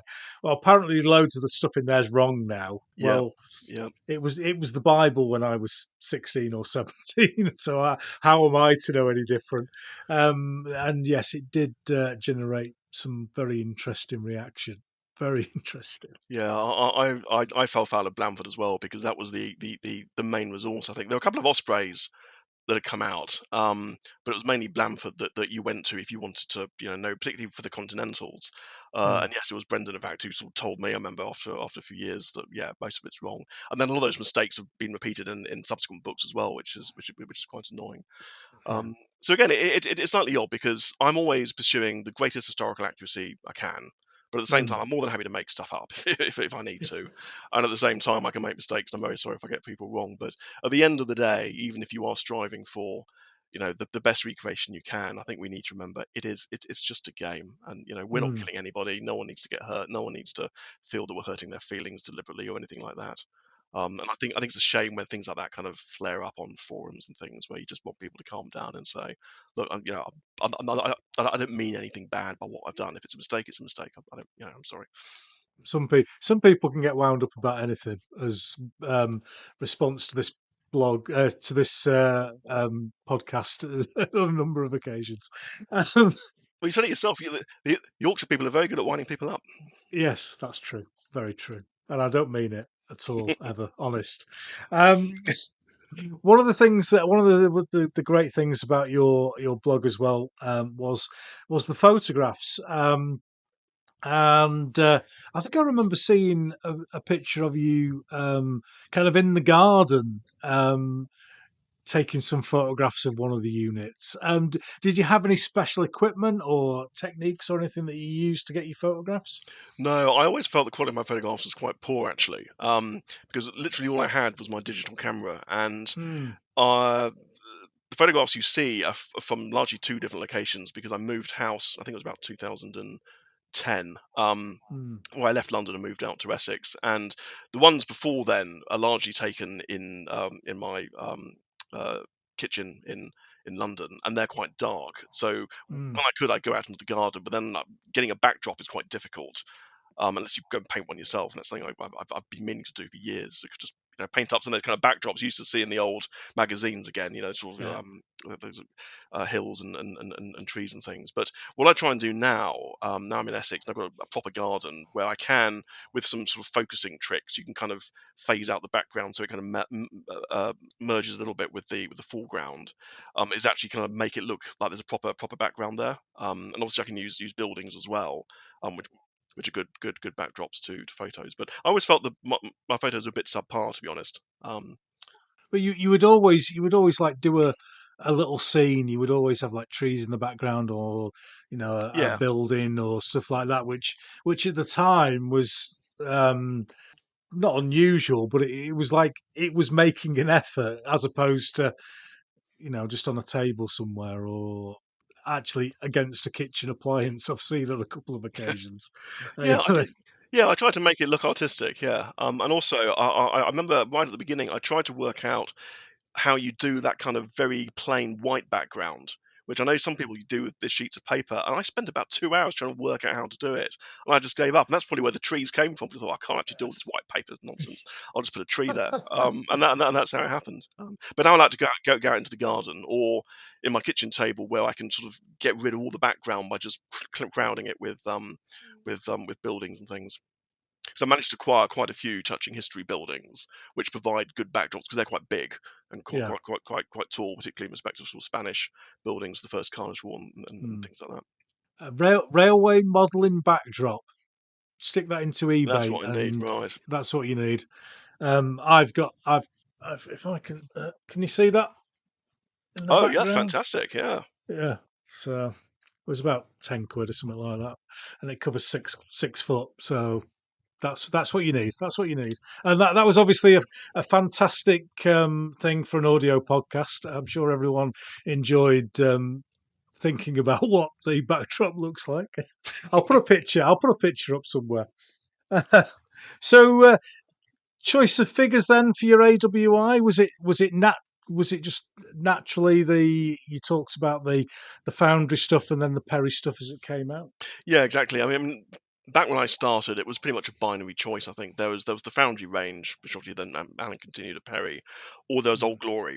And I think when you look at the big AW collections, the Americans tended to go for Old Glory, Yeah. and here in the UK we tended to go for Foundry, Perry. And to be frank, I mean, I've got Old Glory figures in my collection. I think aesthetically, particularly in terms of my painting style and the figures I respond well to, it was the Foundry Perry ones that were sort of more suited to me anyway.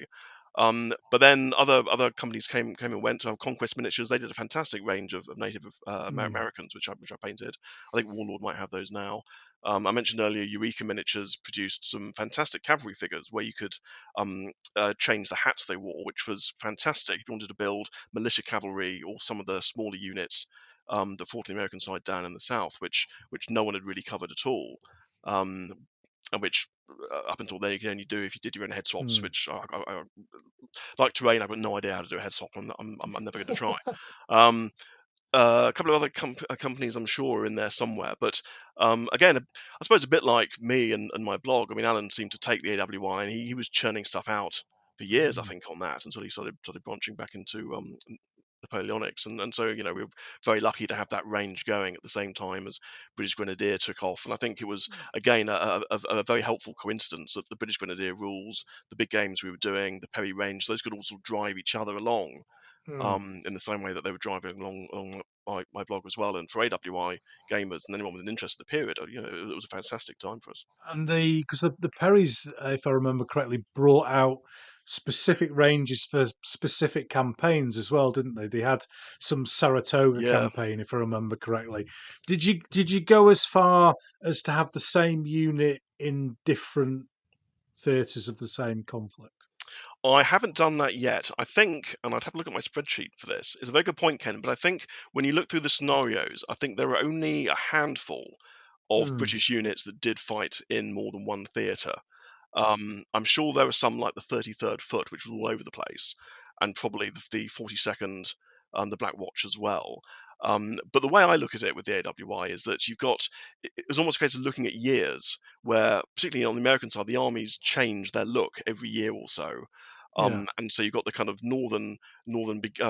beginning of the war look where Howe and Clinton were there, and then as you say, everything changes for the Saratoga campaign, which didn't use largely the same units who fought elsewhere, and then you got the Southern campaign under Cornwallis in the 80s, where they're wearing their kind of broad brim hats, and so each of those has a very different look. But then on the US side, again, for sort of the same regiments were issued new clothes every year or so, and so you can Yeah. have a continental regiment that's wearing brown coats one year, then it's wearing blue coats, and it might be wearing something completely different the third year. Mm. So do you have all three of those replicated for your second Maryland or whatever? And I think there I kind of took the view that I wasn't going to recreate each regiment Mm. each year, because that way madness lied. It would, Mm. if you end up taking that approach with the Continental Army, you will have that army painted four times, which would be fairly ridiculous. But you're right. Alan did. I think he chose very well in terms of presenting some units twice. So, for Mm. example, he did the Highlanders in their early war dress with full kilt and bonnet, and then he did the later war Southern campaign dress with trousers and overalls and that sort of thing. He Mm. did the 17th Dragoons with again their early war full dress uniform, really, and then kind of smocks they wore in the south.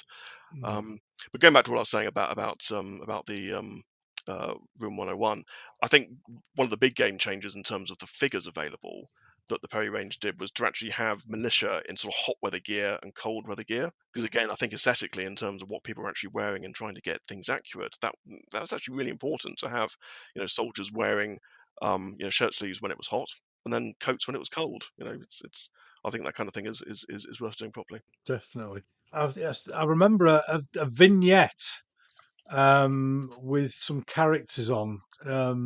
Was that sculpted by the Perrys with EC and Dave Brown on? Oh, ACW one, yeah, AWI 100. Yeah, that was the genesis of that was quite odd. It was just literally an off the cuff remark I made on, I think it was the miniatures page, where we were discussing things that we'd like to make.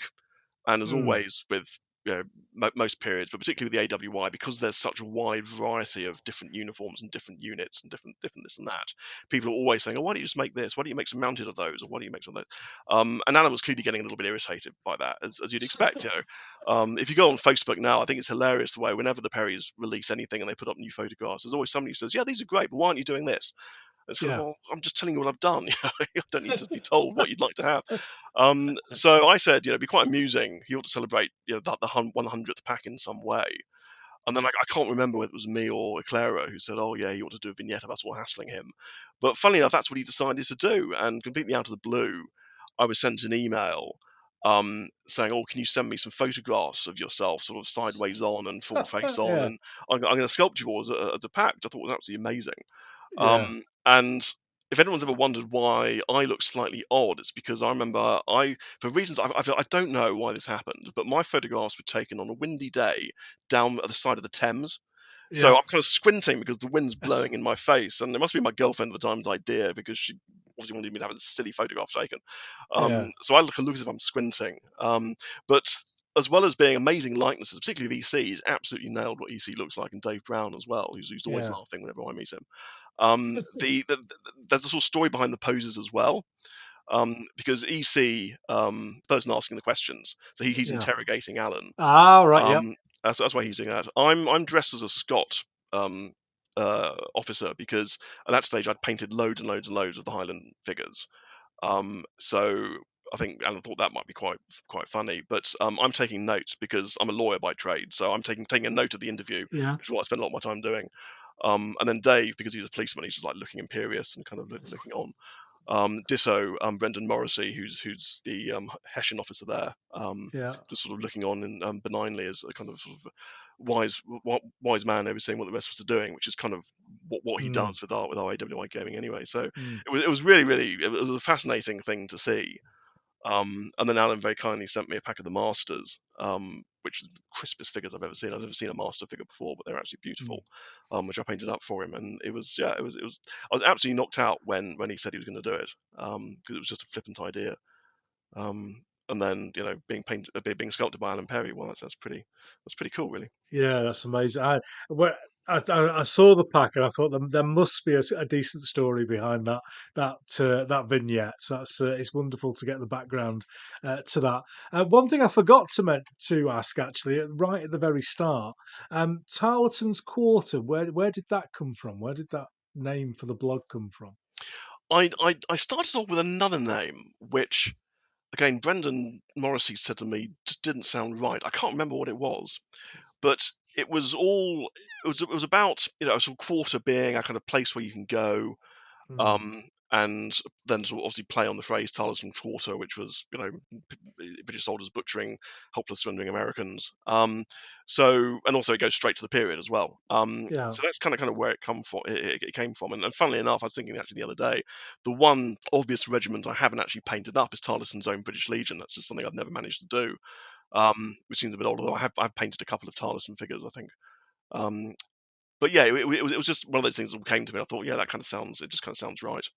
Yeah. I couldn't think of anything funny or witty. It was just kind of, yeah, it just seemed to say what the period was, and this is a place where you can just come and hang out. Yeah, and sometimes you know people come up with what seems like a really funny idea, and 15 years later it's not funny anymore.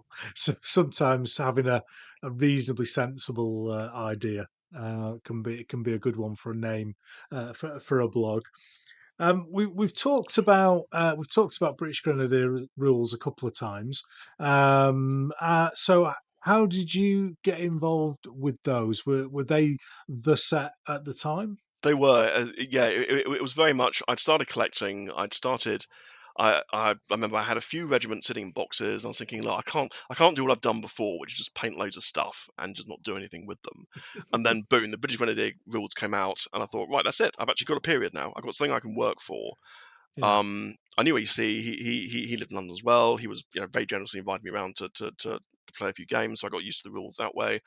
And the rules themselves very much matched what I wanted out of the period and Mm, what I wanted out of the game, which is, as we discussed earlier, they were very keen about recreating the particular issues that arose from fighting these battles in America. The terrain, the idea of reflecting that in disruption points, the loss of files, and the fact that casualties are often quite light. I mean, we talked about Bunker mm, Hill earlier being a bloodbath, and some of the battles were, particularly anything with a massacre at the end of it. But often there weren't that many casualties at all. And I remember EC using a lot of research into the period, telling me that if you actually read some of the original dispatches, you can tell where it's being egged up a bit. And you can tell where the casualties are being exaggerated, trying to either try and cover up something wrong that the officer's done to make it look as if he was, attacked by a greater number of people than mm, otherwise, or to kind of big themselves up in terms of what they did. But so yeah, it was the historical accuracy that won me over. And I remember thinking the first time I did Bunker Hill, again, British Grenadiers and British troops assaulting this kind of fixed position, a redoubt occupied by very good militia marksmen, and I was on the British side, and I just couldn't get my battalions to actually charge into the mm, redoubt. And I said to him, "See, this is a bit ridiculous, isn't it? Because these are British infantry, they should be able to just charge easier than it's happening in the rules." And he said, "Well, no. If you think about it, these are people. Half their officers have been shot. mm, They're in the face of intense, accurate musket fire. Are you going to charge into that?" So I understood that mm, the way the charge rules work actually reflect the fact that it was harder than you'd think for even for British regulars in the face of this, very accurate hostile sniping and firing from the Americans to actually charge home. Sometimes they did, but more often than not, actually they didn't. And again, I remember EC telling me how that's often reflected in some of the reports of the battles from the time. You can see where they had to try and cover for Mm. lots of mistakes. We made a tactical withdrawal. Was that really a tactical withdrawal, or was it troops fleeing away and running away because all their officers had been shot? So I appreciated the sort of subtleties and nuances of the way he'd written the rules, and also the amount Mm. of research that had gone into developing that system, because it really did reflect how these battles actually went, and I think that's important.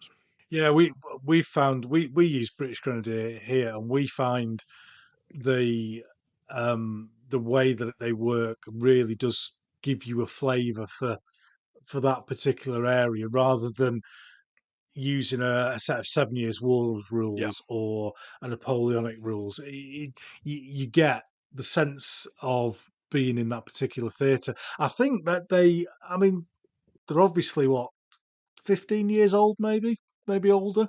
I think so. Yeah, yeah, about that. Yeah, I think maybe today that they might be considered a bit too difficult. Do you think? I think maybe they might fall into that category of rules that have too many things to look up. Because I've been reading Yes. a lot of concerns about that recently in sort of forums, and I saw, or in one of the latest magazines, there's some new Napoleonic rules that have been published. I think by Rick Priestley or someone like that. No, Jervis Johnson. They're like 4 pages, not a single table in it, and that's being sold as Yeah. the kind of one of the good things about it. And I think, yes, I remember my early games of British Grenadier. There was a lot of looking things up, and I wasn't particularly experienced at gaming anyway, so I was finding it difficult. But Mm, I suppose people might think, yes, there are too many plus ones here and minus ones there, and you've got to keep track of all that. And you do need to keep records. And I sense from talking to other people that there is a move away from that. But then, mm, I think if you're going to have rules which reflect the complexity of the battlefield, then you're going to have to spend time looking stuff up, and there's no way of getting away from it. If you just want to have a game, what they call beer and pretzels game, where you just like knock yeah. figures over, then by all means, use rules like that, or just get a few dice and just throw them at the figures, and knock them over that way. That's probably just as historically accurate. Or you could use the round dice. Yeah, we'll get a dustpan and brush, and sweep a few figures off every other turn. Just do that. Yeah. Well, we're massive fans of British Grenadier here, so a big thumbs up from us. And very similar to yourself, we don't mind a little bit of brain power being used during the course of a game. So that's superb. You did mention in the big game section that the Long Island battle, and it's one of the scenarios, isn't it, in one of the scenario books for Yeah. British Grenadier. So, can you remember any of the vital statistics about that particular game? How big the table was, how many figures, that sort of thing? Not off the top of my head. I remember it was certainly the biggest battle I've ever played. Mm, Uh, and there's not a huge amount of competition, but it was pretty huge. And I remember I did do a whole series of posts on my blog about the preparation for it, because I painted up masses and masses of stuff for it. And it was, as I said earlier, terrific to see almost what was in my entire collection just out mm, on the table. But I think it was one of those tables that was more long than deep. And I think it was in a bit of an L because there was a British flanking march that had to come around the side. But we must have had close to 1,000 figures. I think it would have mm. it was at scale. It was huge.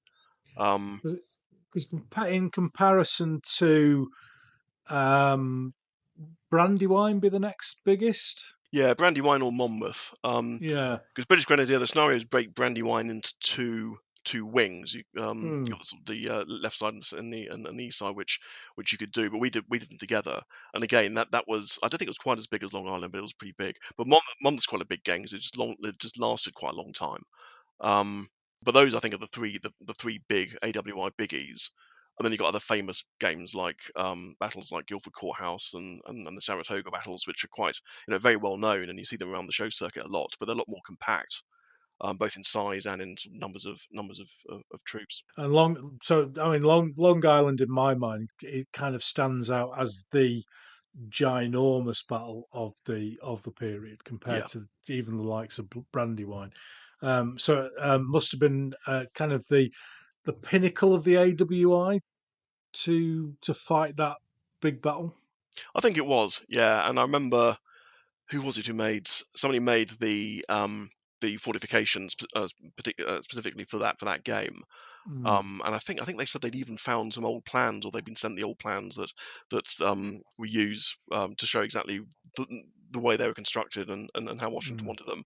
And then EC had made the swamp over which some of the Americans escaped, and some of them unfortunately drowned in that swamp. So a lot of attention to detail had gone into the game. And I remember I painted a lot of Hessians because that's one of the games where the Hessians are quite heavily involved. I think they always had their own mm. division, and then they weren't much used again after that game. Certainly in the Yeah. north, they kind of pop up again in the south at things like Guildford Courthouse and some of those battles. So it had everything. It had lots of artillery. It had Highlanders, Hessians, loads of Americans. It was just, yeah, fantastic. Even some cavalry. Actually, I remember I had the 16th Dragoons, and they tried to charge the redoubt, which was a particularly stupid thing to do. But it was right at the end of the game, so it was just like any British unit that wasn't routing or retreating, just throw them at the Yeah, have a go. fortification Have a to see go. if we can get in. See if we can get in. And we say we did better than Howe. We could have won. We could have destroyed the rebellion Oh, if we'd been there. fantastic. Fantastic. And I did particularly enjoy your parades on the blog. You would, I think it was on the 4th of July you would have an AWI parade. Um, was that a particular joy? I love it. I have a thing called Troops on Parade on my blog and YouTube channel Yeah, where yeah, those are we get a fantastic. collection out on the table and you kind of sit back and go, I've done all right there. Yeah, I should do those more often. Actually, I think I see the last one I did was in May 2016, which was what was then the state of my American Civil War Dixon collection. Um, but I was going to do a parade, I remember, of my British AWI collection, but then I just realised it wasn't. I didn't have a table big enough on which it was going to fit, so I'd have to do it in 2 or 3 goes. Um, Actually, I've just found the Armand's Legion flag: liberty, equality, justice. It says. I must have decided to change it. But yeah, I mean, you can't beat seeing figures out on parade. I mean, it's a fantastic, and Mm, as you say, you actually get a sense of pride because you remember all the hours of effort, all the research, um, all the work that's gone into them, and yeah, it gives me a buzz, a good feeling. and after a couple of 3 years, you kind of, as we've said before, you moved away from the AWI onto Carlist Wars, and I think I remember bit of English Civil War as well thrown in there as well. I did do that, yeah, yeah. Claire and I had a couple of English war games actually. Yeah, it's. But again, I kind of found I had trouble getting to grips with how the battles actually worked. Mm, With with the English Civil War, how much push was there? How did the pikes work? How did the shot work? I've never really. I know that there are lots of very good rule sets out there which people use, and it's a very popular period. But mm, I just kind of sense it wasn't quite for me. I think basically I'm a kind of horse and musket person. 1770 to 1870 is basically my thing. I was very much interested in ancients when I was younger, but that's because I was very mm, interested in ancient history. I've moved away from that a bit. Um, but yeah, I mean, I found once I moved to Chelmsford, had 2 kids, time became a premium. I found that the time it was taking to do attend to the blog on a regular basis just wasn't really there, and I'm sure part of that was my fault. I was wasting a mm. bit of time, but you know what it's like with young children. It's just time. Yeah. Time is not your own, and so the blog neglected and withered a bit. And I've had various attempts to revitalize it over the past couple of years without success. Although I'm going to make a big effort now. And then of course lockdown happened, and I found Mm. myself painting loads of Frostgrave, and I thought I can't possibly contaminate my blog by putting fantasy figures on it. That would be appalling. I'll probably get loads more abuse from the non-fantasy Yeah. people. Um, but then it occurred to me that people might be interested in seeing that anyway. But yeah, I'm finding more time now. I managed to resource structure and rethink about how I spend Mm, time. And so I'm hoping to go back to it. But back in its heyday, the reason I think why it was such a success was because I was posting regularly. And as mm, you know, Ken, if you're going to do something like this, you need to keep the regular churn going because otherwise people will lose interest. And I was mm, also very fortunate living quite close to work before I moved to Chelmsford. I could paint 12 figures a week. Whatever happened, irrespective of what I was doing, unless I was on holiday or there was a family wedding or something, I could paint 12 figures a week without fail. And when you know you can do that, you can plan your units easier, and you know that every couple of weeks you'll have something finished so that can go on the blog. And so I knew there was a steady stream of stuff that I was doing which could make regular posting feasible. Was the past few years that's become far less viable. Did you ever consider, because this is something I've thought about a number of times, you spend a lot of time preparing blog posts, etc., and then I press publish and think, God, that would have been a really good magazine article. Did you ever, or have you ever been involved in doing articles for magazines? No, I was once asked to, and then I got incredibly busy at work, and they realised I wasn't going to be able to produce it on time. So that was quite an unfortunate episode. I mean, I think uh, again, it's a bit like reading rules. As I said, I'm a lawyer. I spend my entire working day reading rules. The last thing I want to do when Yeah, I get home for pleasure is to pick up a set of Wargames rules and read those and try and work out what they mean. yeah, I just can't do it, and I think writing articles kind of falls into the same bucket. I do quite a lot of that work as well, and it's just trying to separate what I do at work and what I do as a yeah. hobby. I quite like to keep that separate. But as I say, I just love painting, and I've realised actually like, I've missed blogging because I've missed Mm. putting stuff out there, even taking photographs of what I've done. I haven't really done that Yeah. either, which is a great shame. They're just kind of sitting in boxes, as I say. So I'm gonna give it a go, and I thank you for getting in touch and inviting me on here because it's really it's been a good Yorkshire boot up my behind. Oh, brilliant, brilliant. As a lawyer, then, with rule sets, which way round are you? Are you because you're a lawyer, you're really pedantic about what the rules say and how they're interpreted, or are you completely the other way? That's my work. I really don't care. Which where do you fit on that It's scale? it's a bit of the latter. I just find it's really quite odd. I start reading rule sets, my eyes just glaze over, and I think I can't believe I'm doing this for fun. I just and again going back to British Grenadier, that's why I think part of the reason I stuck with that was that I was very lucky that I could just go along and have games with people who understood the rules and they could pretty much tell me what to do. Yeah. I could roll the dice and they would tell me what that meant, or I could ask them what to do next and they'd tell me even if they were on the other side. So that made it a lot easier, and then I could kind of read the rules and digest them in my own time. I think part of the trouble I have now with things like if you buy Frostgrave, for example, which is a great system, and I've enjoyed painting figures for that, and I'm sure we'll have Mm, great games. But these books are quite big. It's almost like reading a proper book as opposed to a kind of a rule set, which I've always thought should be nothing more than 30, 40 pages at most. But these are proper books, and they can be quite intimidating. And I wonder if that sort of puts off people like me, or even perhaps younger people who just think, "Oh, I haven't got time to read this. I wish someone would just tell me either tell me what to do, or I can find some rules that are just a couple of pages." And I wonder whether given what's been published in the latest Wargames Illustrated, the new Napoleonic rules from Jervis Johnson and the mm, Perrys, whether there's going to be a return, a sort of, back to basics almost, to use a rather silly political phrase, but just going back to rules that are quite easy and just do give you mm. a fun game, as Yeah. opposed to necessarily accounting for every particular nuance of a particular Mm, period in a way that maybe you and I would like. I think there's obviously room and scope for both mm. approaches, but there are times when I just do sit back and think, oh, I could just do with 2 pages, something really straightforward and easy, and then I'd actually probably gain more. Yeah, I've not read through. I've got the Perry's rules in the last magazine. I've not had a chance to read through it yet. I'm quite looking forward to seeing what sort of ideas they've come up with.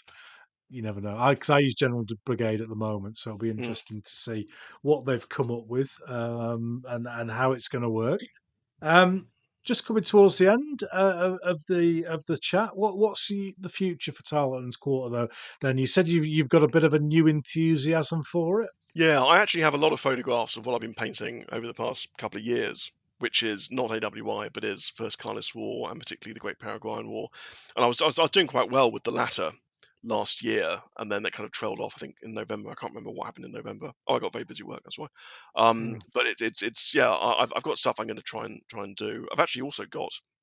I got 6 half-finished ACW regiments I need to finish off. So there is work coming through which I will put up, and I will go back to the AWI at some stage fairly shortly because I'm feeling the call a little bit. The lure of the AWI is coming back to finish off what's on my spreadsheet. Now we spent so much time talking about my spreadsheet, I just want to finish it off now. that's brilliant. And people just type Tarleton's Quarter into Google, etc. They'll find you. I would expect. Yes, well, Giles Allison blog seems to work as well. Yeah. If you do Tarleton's Quarter, you often get very gruesome photographs or photographs, pictures of Banasta Tarleton cutting people's heads off and that sort of thing. So Oh, right, Giles okay. Allison's blog is a good Is way the to find safer this. way. It's safer way, Yeah. especially if you're at work. Make sure you do it that way around. That's brilliant. Yes. Yeah. Thank you very much for your time today. Before we go, I always ask the guest if they would like to ask me a question, as I've been battering them with questions for nearly 2 hours. Do I get away with it, or have you come up with one? I hadn't thought of one until during the course of this podcast, and I've heard you make several references to the difference between Northerners and Southerners. And as a Southerner, Ken, I have to say, is there one particular thing about Southern gamers? It doesn't even have to be Southerners in general, but Southern gamers Hmm. that you think is either marks them out as Southerners or is slightly irritating to Northerners, or what do you think the main difference, if any, in attitude or approaches between the north and the south of our country? I think I have to say, in general, most gamers are uh, friendly sorts, and we can get over our avocado rivalries, and the haddock and cod boundary as well that often occurs between the north and south quite well. I have to say. So no, it's a difficult one. That what one thing that does annoy me between the north and the south is how the north tends to be less visible in the war games press. Yeah. Um, because I appreciate the likes of Henry Hyde. You know, he lives down in Brighton. It's a long trip for him to go to a show, so he's going to go to Colours. He's going to go to Salute. He's going to go to Partisan as an absolute maximum. But shows like the one that we do in Fiasco and Leeds at the Royal Armouries, what a fantastic venue. Mm. Do we ever get any war games press? Do we buggery? So that's probably my bugbear. But I think we're all a fairly reasonable family. I think that's a very fair point. Yeah, no, I can see where that might be a bit annoying, but I think to go back to where you started from, I think one of the greatest things about the hobby is the Mm. people. I mean, I've yet to meet Mm. someone I haven't got on with in this hobby, and I think everyone is so generous with their time, their experiences, their advice. I mean, I picked up two tips on this podcast from you, Yeah. so it's fantastic, and there's so much for people to give in this hobby as well. Because I think if you're a part of it, you know how much effort goes into it, and you know everyone else is putting in the same effort as Mm. you, and so you want to help the way you can, and I think that's one of the best things about it. Well, it's been brilliantly having you on. Thank you Well, very much for your time thank you today, for inviting me. Giles. It's been fantastic. And it just leaves me to say good night, everyone. If Giles would like to say good night to the audience, Good night. Thank you for listening. thank you very much.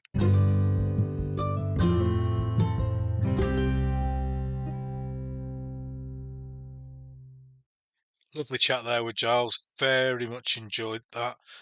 His blog is such a source of information for the AWI, for Paraguayan War, for Carlist War, for everything that he does. And the golden age of blogs has probably gone now. My blog gets quarter of the number of hits that it used to do 3 or 4 years ago, which is a real shame. And if you're listening to this and you don't or you haven't visited blogs, then I recommend that you give them a go because in this modern fast world of YouTube videos and Twitter, etc., the click and you're gone kind of world that we live in, it's sometimes nice just to take that little bit of time to read through a blog. And Giles's blog is, as I said, one of the premier ones in that genre. And I'm very grateful to Giles to stepping forward. We were looking to do something early next year. And then when unfortunately Mark Hides couldn't do his episode, Giles very kindly stepped forward and stepped into his shoes. So thanks again for that, Mark. Very appreciated, and thanks for coming on. Next guest, and I hope I'm not going to kibosh this by saying it. But my next guest is going to be somebody I've known for a very long time, Chris Flowers. And even if you don't recognise the name of Chris Flowers, you will know or have seen some of the games that he has put on across the shows during the UK for many years. And when we go back and you think about the things that influenced me and those ginormous 25, 30-foot tables at Wargame shows with 28mm absolutely exquisitely painted figures on for the public, then more than likely at some stage Chris is going to be involved in one of those. He's got an amazing set of collection of figures, and I'm looking forward to sitting down and talking to him in person. I'm going to do the same that I did with Pete Morby, and I'm going to pop along to Chris's house and hopefully sit in his massive War Games room and chat about why we're all here, toy soldiers. So hopefully that'll be in a couple of weeks' time, and I look forward to chatting with you then. Until then, hopefully I'll see you at Partisan on Sunday. If not, at Fiasco in Leeds on the 30th. And until then, see thee.